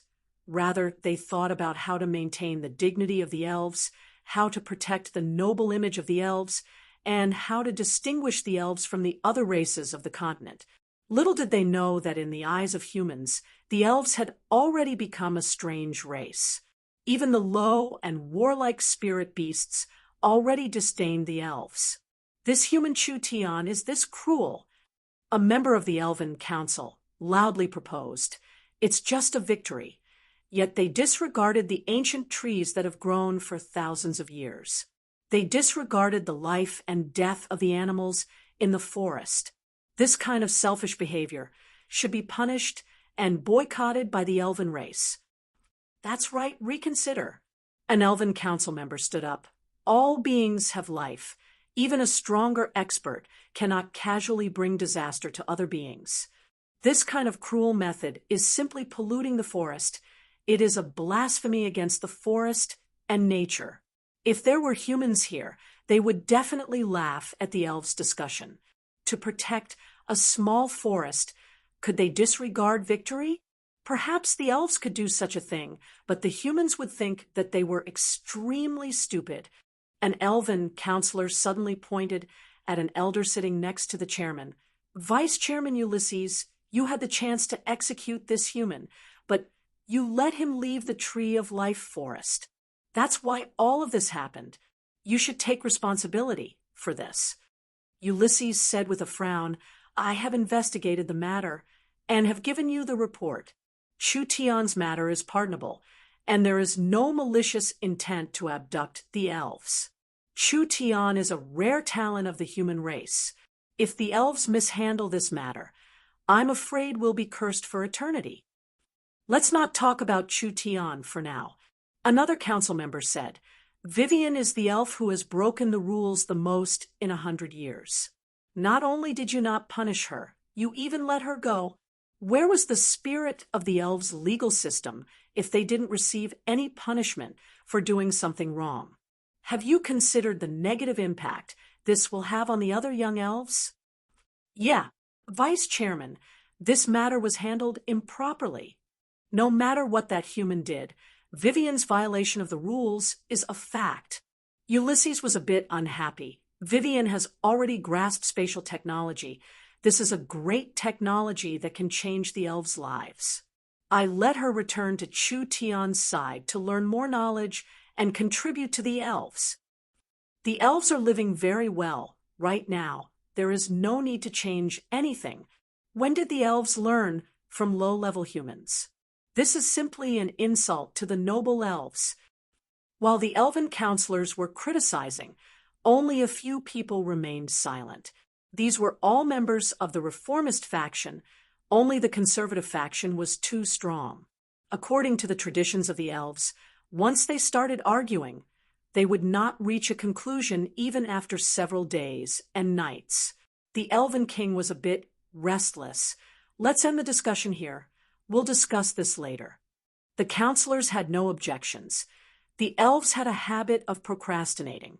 After all, their lives were too long, and their lives were too leisurely. Things that could be done in a day could be done in 10 days, so they would discuss it tomorrow. After the Elven King dismissed the meeting, he walked to the corridor alone. The Elven Royal Palace's corridor was built on a cliff, and there were several white jade waterfalls hanging on the side. Looking down from the corridor, one could see the entire eternal forest. The sun was releasing a glow. Every inch of the eternal forest was covered in a dignified aura.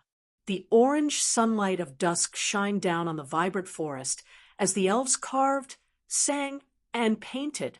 That peaceful atmosphere could make any ambitious person fall in. The Elven King's statue, like face, revealed a trace of helplessness. With the elves' current situation, he was powerless even if he wanted to. The elves of the continent were already scattered sand, and the elves were still immersed in this peaceful atmosphere. Would they only wake up when the flames of war reached the forest? Perhaps it would already be too late by then. Ulysses walked to the Elven King's side. There's news from Green City that there's a plague in the surroundings and a foreign race riot. The city is already in chaos, and the situation is not good. If we don't send troops, we'll lose the city that we just captured. Send troops? The Elven King shook his head. Will the council agree? Ulysses revealed a blank look. We've spent this much effort to obtain this city. Do we have to give it up like this? We can't not give it up. When the Elven King said this, there was a spark in his mind. After this spark appeared, it was like he had fallen into oil, suddenly igniting it. A thought filled his mind. Giving it up doesn't mean giving it up. It can be used for other purposes. Ulysses was a bit surprised. What did you say? The Elven King turned to look at Ulysses.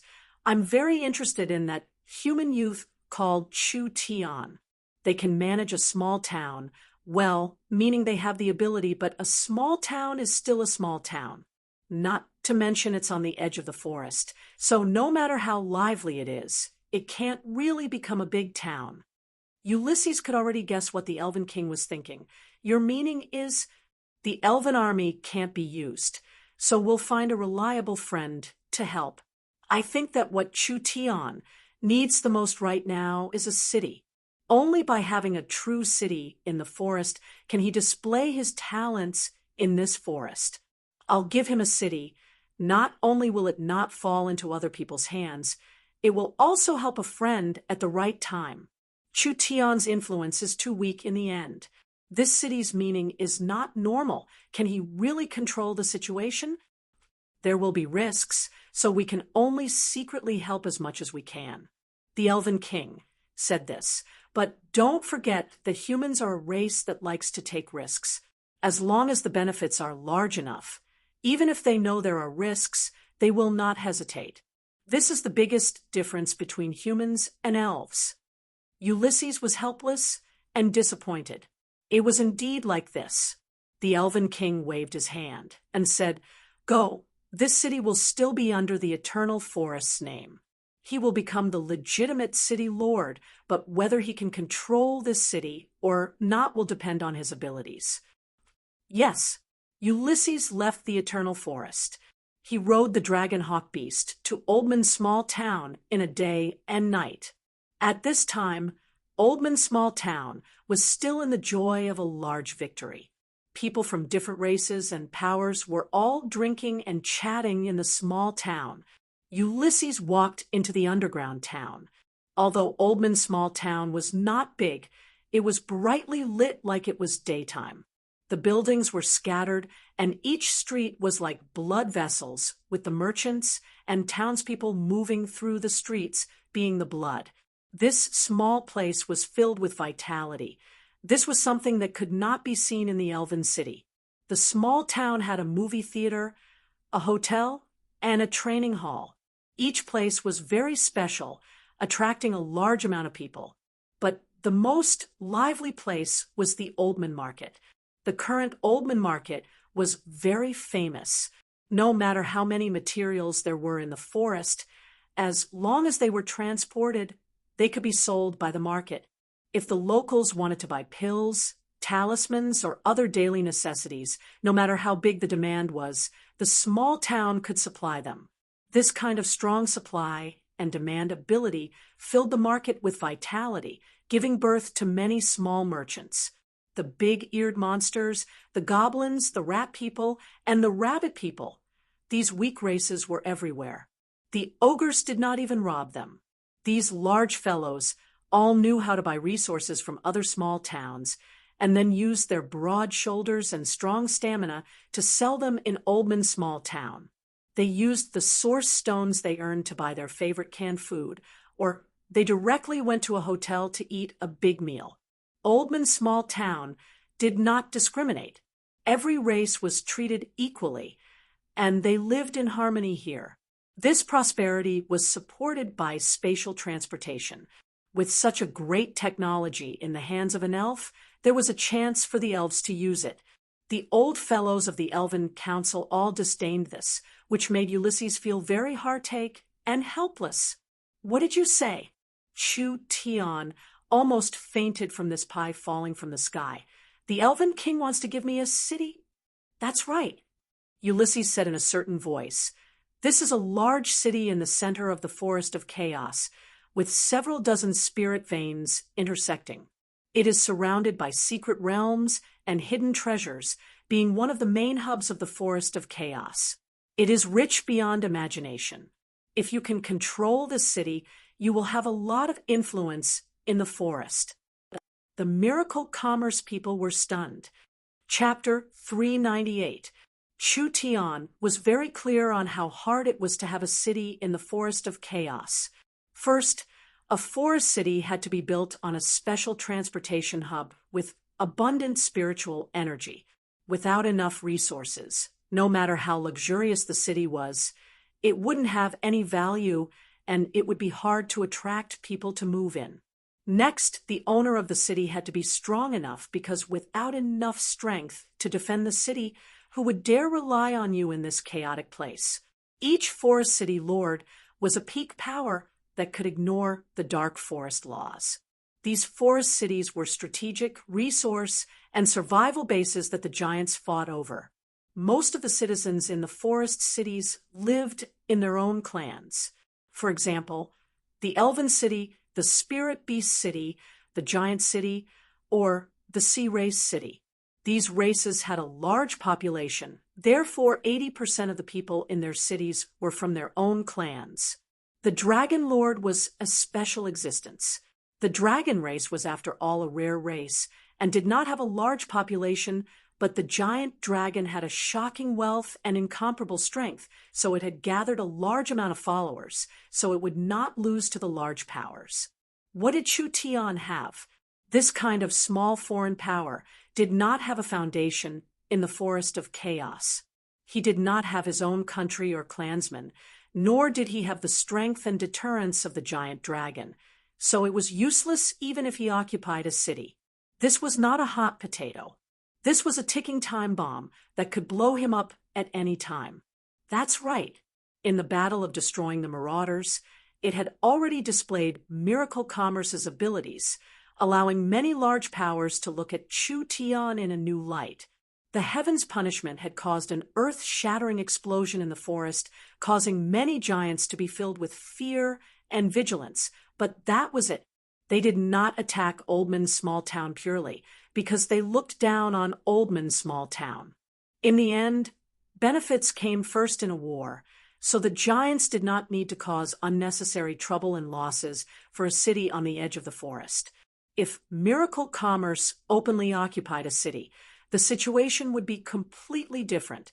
A race that lacked influence, foundation, and strength, it was impossible for them to have this kind of city. The special thing about the current situation was that Green City still belonged to the Eternal Forest in name. The Eternal Forest was the core of the Elven power and the Elven Imperial City. The elves had lived in the Forest of Chaos for tens of thousands of years, so the name of the Eternal Forest was very useful. No matter who attacked this city, they would be declaring war on the Eternal Forest. In this way, with the fear of harming the innocent, direct military conflicts between large forces could be avoided to the greatest extent, and Chu Tian would be under a lot of pressure. All he had to do was to be careful of all kinds of dirty tricks. However, Chu Tian was also aware of the Elven King's predicament. Green City's location was too special. The Elven Council was worried that this city would fall into the hands of the elves, and it would drag the peace-loving elves into a war they didn't want to see the most, so they would try to persuade the Elven King to give up on this city. So what if the Elven King was unwilling to give up this city? If the Council didn't send troops, the Eternal Forest wouldn't be able to send troops to defend it. A city without a name could not last long. When the Eternal Forest did not come to Green City for a long time, the others didn't need to guess what the elves' attitude was. It was only a matter of time before the city was taken. Now, the Elf King decided to take a gamble. On one hand, he still emphasized that Green City was a power of the Eternal Forest, making those people afraid of Green City not dare to make a move. On the other hand, he no longer wanted to control it and gave this chance to Chu Tian and his daughter Vivian. This was a chance, but it was a very dangerous chance. Green City's current situation was like walking on a tightrope. It was very dangerous. After studying the map sent by Ulysses, Miracle Commerce came to the conclusion that it wasn't that this city was bad. Rather, it was too good. It was located in the center of the Forest of Chaos, which was the battlefield for the various powers of the Forest of Chaos. The Dragon's Ridge, the Eternal Forest, the Titan Mountain Range, and the Savage Highlands. These were the most symbolic powers of the Forest of Chaos. Any one of them was enough to crush Miracle Commerce into powder. Green City happened to be where these powers converged. Other than these giants that were comparable to warring kingdoms, there were also many other strong forest powers. It had to be known that any power that could stand in the depths of the Forest of Chaos would not be inferior to a large kingdom at least. The Forest of Chaos was one of the oldest forests on the continent, so there were all kinds of fierce beasts that could bring a destructive disaster. There were some ancient, secret realms and unknown environments that were very dangerous, so these were all things that needed to be considered. Miracle Commerce only had the support of a small southern summer country, and they did not have the home advantage at all. With Miracle Commerce's current strength, they could only be safe, but they did not have the ability to compete with the other large powers or mine the depths of the Forest of Chaos. If they overestimated themselves and carelessly entered, there would not be a good result. There wasn't much time left. Chu Tian needed to quickly make a decision. This choice was a bit difficult. The Miracle Commerce people all knit their brows. Meng Qingwu did not approve of taking risks. No one was clearer than her on the current situation. Miracle Commerce's strength had already been overestimated. Miracle Commerce could not use the heavens' punishment to deal with the marauders this time. As for the berserkers that Miracle Commerce trained, even if they added in the Southern State Training Camp, they would not have more than 20,000 people, and they could not transfer them for now. The Oldman army had to protect the small town, so they could not easily transfer them. Chu Tian did not have an army to use. Entering the dangerous forest alone like this, it would be very hard for him to protect himself. So how could he control the city? He was afraid that he would be swallowed whole before he could even stand firmly. Not even his bones would be left. The Forest of Chaos was divided by hundreds of races, and the powers were very complicated. The safest strategy now was to properly manage the small town and slowly accumulate more resources and wealth. Then they would slowly control more locals and small towns. Then they would surround the center and slowly infiltrate into the forest, waiting for a chance to control a city and make it the center of the company. But thinking about it, if they missed this chance, with the company's current development speed, they would not be able to enter the depths of the forest in 2-3 years. Even if they had wings in the future and the time was ripe, would they still be able to obtain a good city like this? Behind each city was the shadow of a large power. If Miracle Commerce wanted their own city, they would inevitably become enemies with these powers. Giving away a city like this was definitely a meat pie falling from the sky. As for giving up on the city and purely operating as a company, absolutely not. If it was a complete country, perhaps it could be done, but in a place like the Forest of Chaos where strength ruled, everything had to be supported by corresponding strength.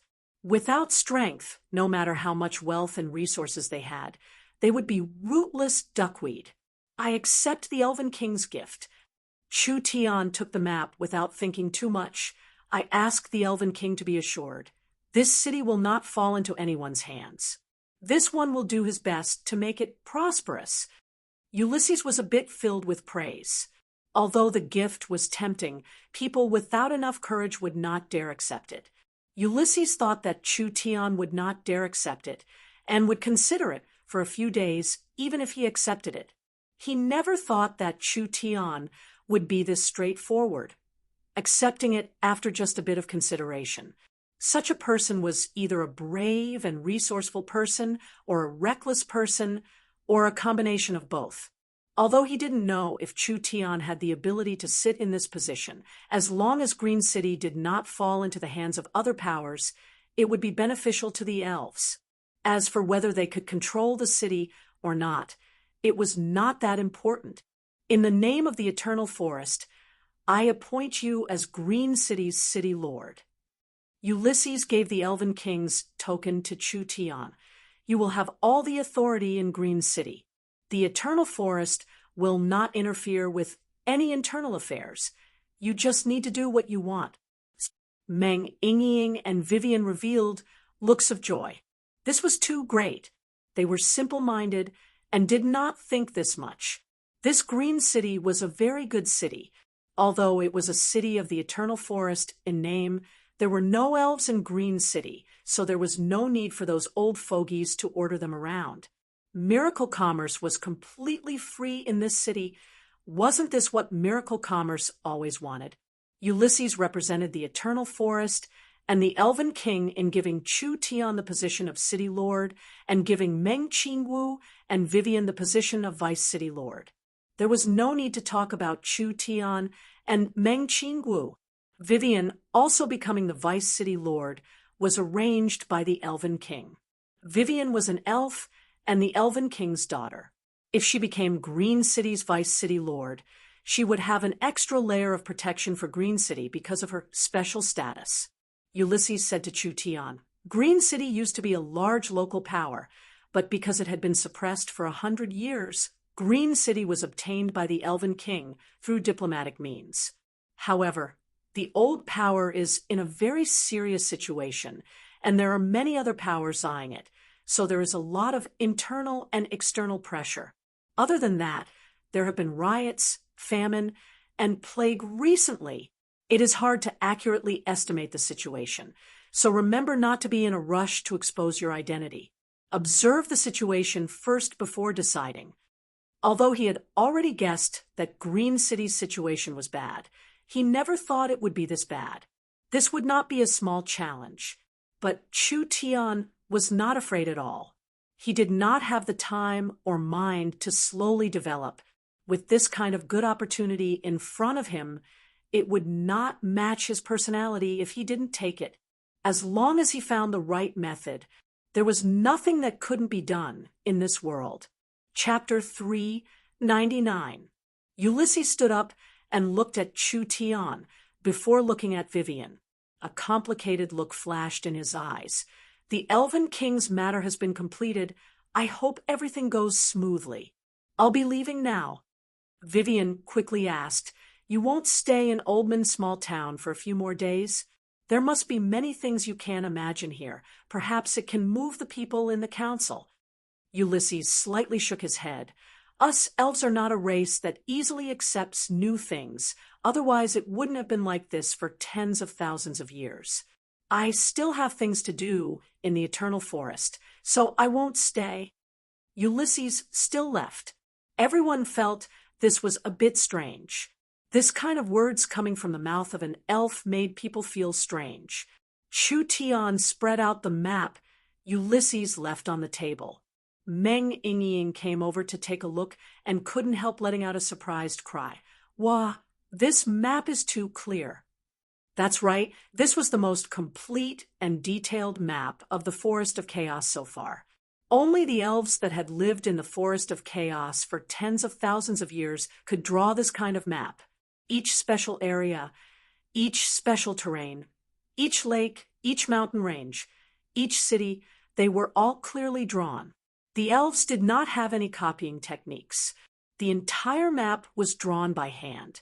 Every line and every detail was drawn perfectly and precisely. Moreover, drawing such a large map definitely required a lot of effort. This map could be called a work of art with astonishing value, not to mention that the value of the map itself was definitely not low. Take a photo and make a few more copies. Chu Tian knew the value of this map, so he prepared to have Meng Yingying make a few more copies. However, his eyes suddenly froze as he looked at the map with a bit of surprise. What's wrong? Everyone felt that Chu Tian's eyes were a bit strange. Meng Yingying immediately asked, Is there something strange about this map? Chu Tian did not reply as he carefully observed it. This terrain was a bit familiar. He recalled the map of the continent in his mind and finally overlapped it with this area. In the end, Chu Tian was surprised to find that there were at least 7-8 overlaps that were similar. More than 30,000 years later, the forest here was basically developed and a rich and populous country was established here. In Chu Tian's mind, it was a republic country with many races. This country was one of the top 10 wealthiest countries in the continent.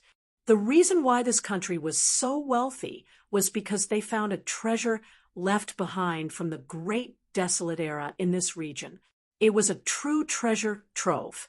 This place was different from any place that Chu Tian had been to before. This hidden treasure was even qualified to be written into history. It was left from the untainted age, and there was a very rare space-time fault in the hidden treasure.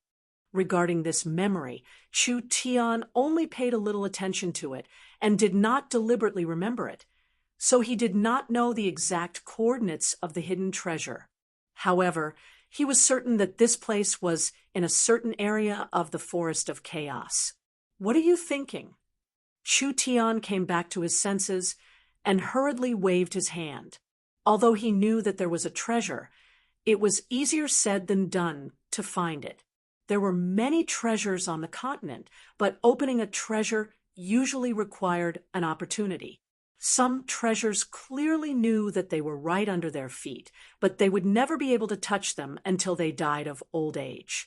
The great desolate era's secret could be buried in the demonic god era's secret. This was a large attraction to Chu Tian, but he did not dare have too much hope. He could only pay attention to it in the future. If he could find some clues, then it wouldn't be a bad idea to investigate it. Chu Tian waved his hand. It's nothing. We should think about how to obtain Green City. This is something we need to solve right now. This was a very risky decision, but Meng Qingwu did not complain. She was a good assistant and a smart woman.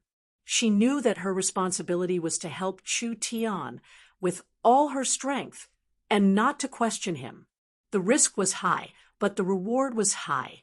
This risk was completely worth it, but they had to plan it properly. Meng Qingwu studied the map over and over again, as well as Ulysses' information over and over again. Meng Qingwu immediately made several decisions. First, they would increase their food reserves. Miracle Commerce would increase the price of demon beast meat by 20%, so they could buy more demon beast meat from the locals. This food would be sent to Southern Xia to be processed into canned food or other food reserves. Oldman's small town did not lack food. From the information, there were some locals near Green City that were suffering from famine. There was a need, so stocking up on food was always a good thing. Second, they would increase their weapon reserves and upgrade their weapons. The silver crystal oil mines near Oldman's small town had already begun to be mined. This kind of silver crystal oil, with even higher energy, was enough to create even stronger source energy weapons. Not only could they arm their own troops, if they sold it in a reasonable way, it would push the situation in a favorable direction. For example, there were 2 locals that were potential enemies. What would Miracle Commerce do if they wanted to quickly eliminate them? Actually, it was very simple. First, they would use a method to provoke the 2 locals to fight, and then they would sell weapons and equipment to the weaker side, making their fight even more intense. Finally, both sides would become weaker and weaker. Not only would they reduce the number of potential enemies, they would also be able to fill their own pockets. Chu Tian had said before that the most profitable business in this world was weapons and energy. Meng Qingwu had always remembered this in her heart. The source energy weapons had always been self-produced, and now the weapons in stock were becoming more and more high grade. With the ability to sell them, this would become an important diplomatic and defensive trump card for Miracle Commerce. Third, of course, they would make preparations and create a basic communication network. Green City was very chaotic, and there were many uncertainties, so the information the elves sent was too one-sided. Oldman's small town's army could not leave, and Southern Xia's reinforcements could not arrive in a short period of time. The most suitable method now was to send a small team that would not attract attention. They would first gather information and integrate into the situation before thinking of a way to obtain Green City. Meng Qingwu sent out a communication airship. This was the cheapest and fastest airship, and Southern Xia had already made over 10 of them. Each communication airship could cover over 10,000 miles, and these airships were enough to form a communication network deep into the forest. Meng Qingwu sent out the latest Heaven's Eye airship. These two airships could allow Miracle Commerce to grasp information, which was very useful in this chaotic and closed-off forest. In these few days, Chu Tian did not do anything at all. He only refined large amounts of pills and gave everyone a cultivation plan, as well as leaving large amounts of spiritual knowledge for the flower fairies to study. Just one person was enough for this trip. Although Chu Tian had not reached the true spirit realm, he already had the ability to protect himself. Rather than wasting manpower, it was better to increase everyone's cultivation and prepare for Miracle Commerce to enter Green City. After a few days, over 100 miles from Oldman small town, a Heaven's Net airship was parked in an open space. The entire airship was covered in reflective mirrors, and the surrounding environment was reflected on it. The clean and forward-looking design made it seem like it was filled with technology. Meng Yingying asked, "How long will you be gone for this time?" "It should be around 10-15 days. Chu Tian could not be sure about this matter. "Do you remember the task I gave you?" Meng Yingying nodded and said, "Relax, I will properly cultivate and help the flower fairies." Chu Tian was going on a long journey alone. Although Meng Yingying was a bit worried, she was not as nervous as before. After all, she had confidence in Chu Tian, and the company had already set up a communication network, so they could contact each other at any time. They could even use the image transferring mirror to communicate with each other. "There's no time to lose. I'm leaving now." This Heaven's Net airship was what Meng Qingwu wanted to deploy, so it was on the way for Chu Tian. After all, the forest environment was too dangerous. If they directly passed through the forest, they wouldn't even be able to reach their destination in 10-15 days. Even riding a flying demon beast was not safe. The airship was different. This thing could fly at an altitude of 30,000-40,000 meters. The chances of meeting demon beasts at this altitude were very low, and the airship itself was very hidden, so there was no need to worry. Chu Tian only brought the storage gourd, a sword, and a fox, that was all. This was already enough. This gourd was an innate treasure, a living thing that could absorb spiritual energy to grow. After Chu Tian obtained this gourd from the Central State Tower, he had been slowly cultivating it. As the gourd grew, the storage space inside became larger and larger, now reaching 50 cubic meters. It was not common to have such a large storage space on one's body. Chu Tian had enough materials to open the space warehouse several dozen times. If he really needed something, he could directly use the space warehouse to get it from the small town. It was fast and convenient. "Goodbye." Chu Tian waved his hand to say goodbye to Yingying. The airship slowly started, and it slowly rose into the sky with a gust of wind. When he saw the forest below him becoming larger and larger, Chu Tian couldn't help feeling a bit emotional. This thing was something that Chu Tian had made on a whim.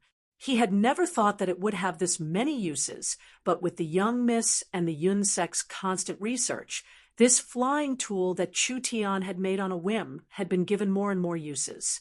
This made Chu Tian very satisfied. He had trained the Yunsect, trained the young miss, and trained all these helpers. Now he was starting to see returns. Chu Tian was certain that even if he disappeared now, Miracle Commerce could rely on its current technology and its ability to continuously innovate. It would still be a great company that could change the entire continent. A person's wisdom was limited in the end, but Miracle Commerce's current level was far from enough. Right now it could only make money, gather resources, and pull in influences. It was still far from the level that Chu Tian wanted to reach, so the road ahead was still very long. This green city, Chu Tian had to obtain it. Miracle Commerce had to have a foothold. Chapter 400. Chu Tian sat on the airship, maintaining a stable speed at an altitude of 40,000 meters. The entire cruising speed was very calm, not shaking at all in the past 2 days. He either watched the scenery and ate to pass the time, or he used the image transferring mirror to talk to Ying and the young miss to pass the time. The airship's design was very perfect. There was only one thing he was not satisfied with. It was too slow. Of course, the speed was relative. It had to be known that the airship had traveled in 2 days, but it would take over 10 days for a fast horse to travel in a straight line. The terrain of the Forest of Chaos was very complex, and it was not flat terrain. There were all sorts of hidden dangers, and normal horses and demon beasts like leopards would find it hard to pass through. Even if a level 2 flying mount wanted to travel this far, it would still take at least a week. Compared to this, could the airship still be said to be slow? Not to mention that the airship had an advantage that no mount could compare to, which was its incomparable safety. This was because the airship's safe cruising altitude was around 40,000 meters, and the air here was very thin compared to the ground. Even if those demon beasts that relied on their wings used 10 times their strength, they still wouldn't be able to fly at half their normal speed, or they might not even be able to fly at all. For the airship, because the air was less dense, the resistance and turbulence were less, allowing it to move forward more steadily. Only giant dragons and flood dragons could rely on Yuan Qi or some other special power to soar at such a high altitude. However, these legendary creatures were few and far between on the continent. In this tens of thousands of kilometers of air, the chances of encountering one were so minuscule that it was almost negligible. Chairman, we're almost there. This is already the airspace around Green City. Because we don't understand the terrain below, we can't land for safety reasons, so we can only trouble the chairman to land. Several Griffin Knights in charge of the airship helped Chu Tian open a cabin door. This was the Griffin's stable, and there was a cabin door in front of him. When he looked through the transparent crystal glass, the entire sky was a blue-white color. This was different from the blue sky on the ground, because the structure of the plane itself was a nearly circular or elliptical dimensional domain. From the point of view of the creator, it was just a large bubble enveloped by independent time and space energy. However, this bubble was wrapped in a large amount of matter. The turbid and heavy parts of these materials precipitated at the bottom to form vast continents, while the light and vast energy gathered at the top to form the sun, air, and so on. Since ancient times, no one had been able to measure the thickness of the earth. Of course, no one had been able to accurately measure the height of the sky. This was because the concept of time and space was beyond the fourth dimension. It was abstract for creatures living in a three-dimensional environment. People could not perceive the entire structure of time and space, just like how people in paintings could not perceive the three-dimensional world. Light, thunder, these positive energies all returned to the top of the vault of heaven. Darkness, death, these negative energies settled under the ground. The ordinary elements of wind, fire, water, and earth filled the entire space. This was the basic model of the world that Chu Tian understood. This world was incomparably complex and vast, but at the end of the day, it was ruled by the same law. There's no need for a mount. I'll go down directly. Chu Tian refused to ride on the griffin. He slapped open one of the external cabin doors, looked down at the vast land beneath his feet, and directly leapt down. Several griffin riders gave shocked cries, but it was already too late to stop him.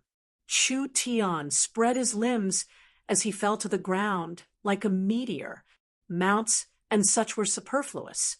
He quickly hit the clouds, and when the tangible but intangible clouds passed by him, it was like smooth silk brushing against his body. The entire earth continued to expand in his eyes. It's about time. Chu Tian took out a talisman and slapped it on his body. It was like his weight had suddenly decreased, as he fell to the ground like a leaf. Finally, he fell into an incomparably lush forest, quickly breaking through large amounts of branches before finally falling to the ground. Although he had used the feather fall talisman to reduce his weight, falling from this high up in the sky, it was like a cannonball hitting the ground, creating a small hole. He had safely landed. Chu Tian tidied up his clothes and walked out of the hole. Over 80% of the Forest of Chaos was covered in forest, but the forest growing here was different from the outside. There was a large gap between the trees, and the trees were tall and straight. The tree trunks were thick and solid, being as hard as steel. This place was filled with spiritual energy, and even the most ordinary plants would experience quite a bit of change. Chu Tian estimated the direction. This place was to the northwest of Green City, at least 200 kilometers away. However, Chu Tian did not care about this because he did not plan on entering Green City. The main goal of this trip was to gather information. When Chu Tian was prepared to leave, the little fox came out and called out, "Ji, Ji." Chu Tian immediately stopped. The little fox's perception was more sensitive than his, so it could sense danger before Chu Tian. Almost at the same time, there was a sense of danger that enveloped him. Actually, with Chu Tian's strength, normal level 1 or 2 demon beasts or awakened soul cultivators could not pose a threat to him. So, anything that could make him feel this sense of danger, it must be a very strong existence. He pulled out his sword and turned around. A sword glow flew out. Pa! That sword chi was like a whip as it slammed into the sneak attacker. This violent strength instantly tore apart several trees, but the creature that sneak attacked him only let out a roar and flew back. It flipped in the air and nimbly escaped. What is this? Chu Tian did not even see the other side's appearance, so it could be imagined how fast this thing was. The little fox waved its tail and made a head-scratching action, looking a bit comical. Chu Tian asked in a doubtful voice, "Monkey?" The little fox nodded. This monkey that could block Chu Tian's sword. Perhaps it was not a simple monkey. The little fox took out its eyeball and used it to scan its surroundings. The little fox's eyes lit up, and it immediately called out for Chu Tian to run. Too late. Sharp and angry whistles came from all directions. Chu Tian's brows jumped up. Could it be that he had fallen into a nest of monkeys? Countless white silhouettes shot out. These monkeys moved at a speed not inferior to the speed of sound. Thus, when the monkeys' cries rang in their ears, several agile and vigorous afterimages disappeared and flashed several times, and they had already directly arrived in front of them.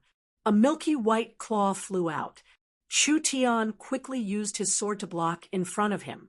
Those 4-5 claw glows released a powerful strength that forced Chu Tian back several steps. But Chu Tian's reaction was very fast, and he immediately chased after it with a backhand slash. The Netherworld sword released a sword chi that was even stronger than before. The monkey was sent flying into a tree by the sword chi, and it instantly shattered the tree. The monkey was covered in blood, and its fur was ignited by the Netherworld flame, but it did not immediately die. It rolled around on the ground, trying to extinguish the Netherworld flame on its body. Chu Tian's sword chi could easily tear apart iron. Not only was this kind of monkey not split into two after suffering a head-on attack, it was actually able to jump around and struggle on the ground. Such a strong defense. And the size of the rice grains was very surprising. These monkeys could reach the speed of sound, but they didn't make a single sound when they moved. It was like they had practiced a very high-level movement technique. And the claw glows they released were a kind of martial skill. It was fine if there were only 1 or 2 of these powerful monkeys. However, once there were too many of them, even a high-level true spirit expert wouldn't be able to escape. Now that the forest was filled with shadows, there were at least several dozen of them surrounding them. It was probably because Chu Tian's sword had deterred these monkeys, so they were just standing in the forest, baring their teeth, and not approaching. This also gave Chu Tian a chance to see the true faces of these monkeys. The monkeys were ash gray and were around a meter tall. Although they weren't big, they were very agile, and their bodies were covered in a white glow. Several of the monkeys jointly spat out a cloud of white essence chi.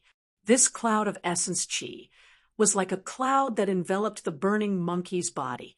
The netherworld fire that was burning brighter and brighter was immediately extinguished. After a while, the monkey stood up again. Its skin was completely burnt, and it looked a bit funny. However, it was still showing its teeth and seemed to be very spirited. Chu Tian was a bit shocked seeing this. They could actually heal each other. Chu Tian had never seen this kind of demon beast before, but from the strength they displayed, even if these monkeys weren't in the true spirit realm, they were at least in the 8-9th awakened soul layer.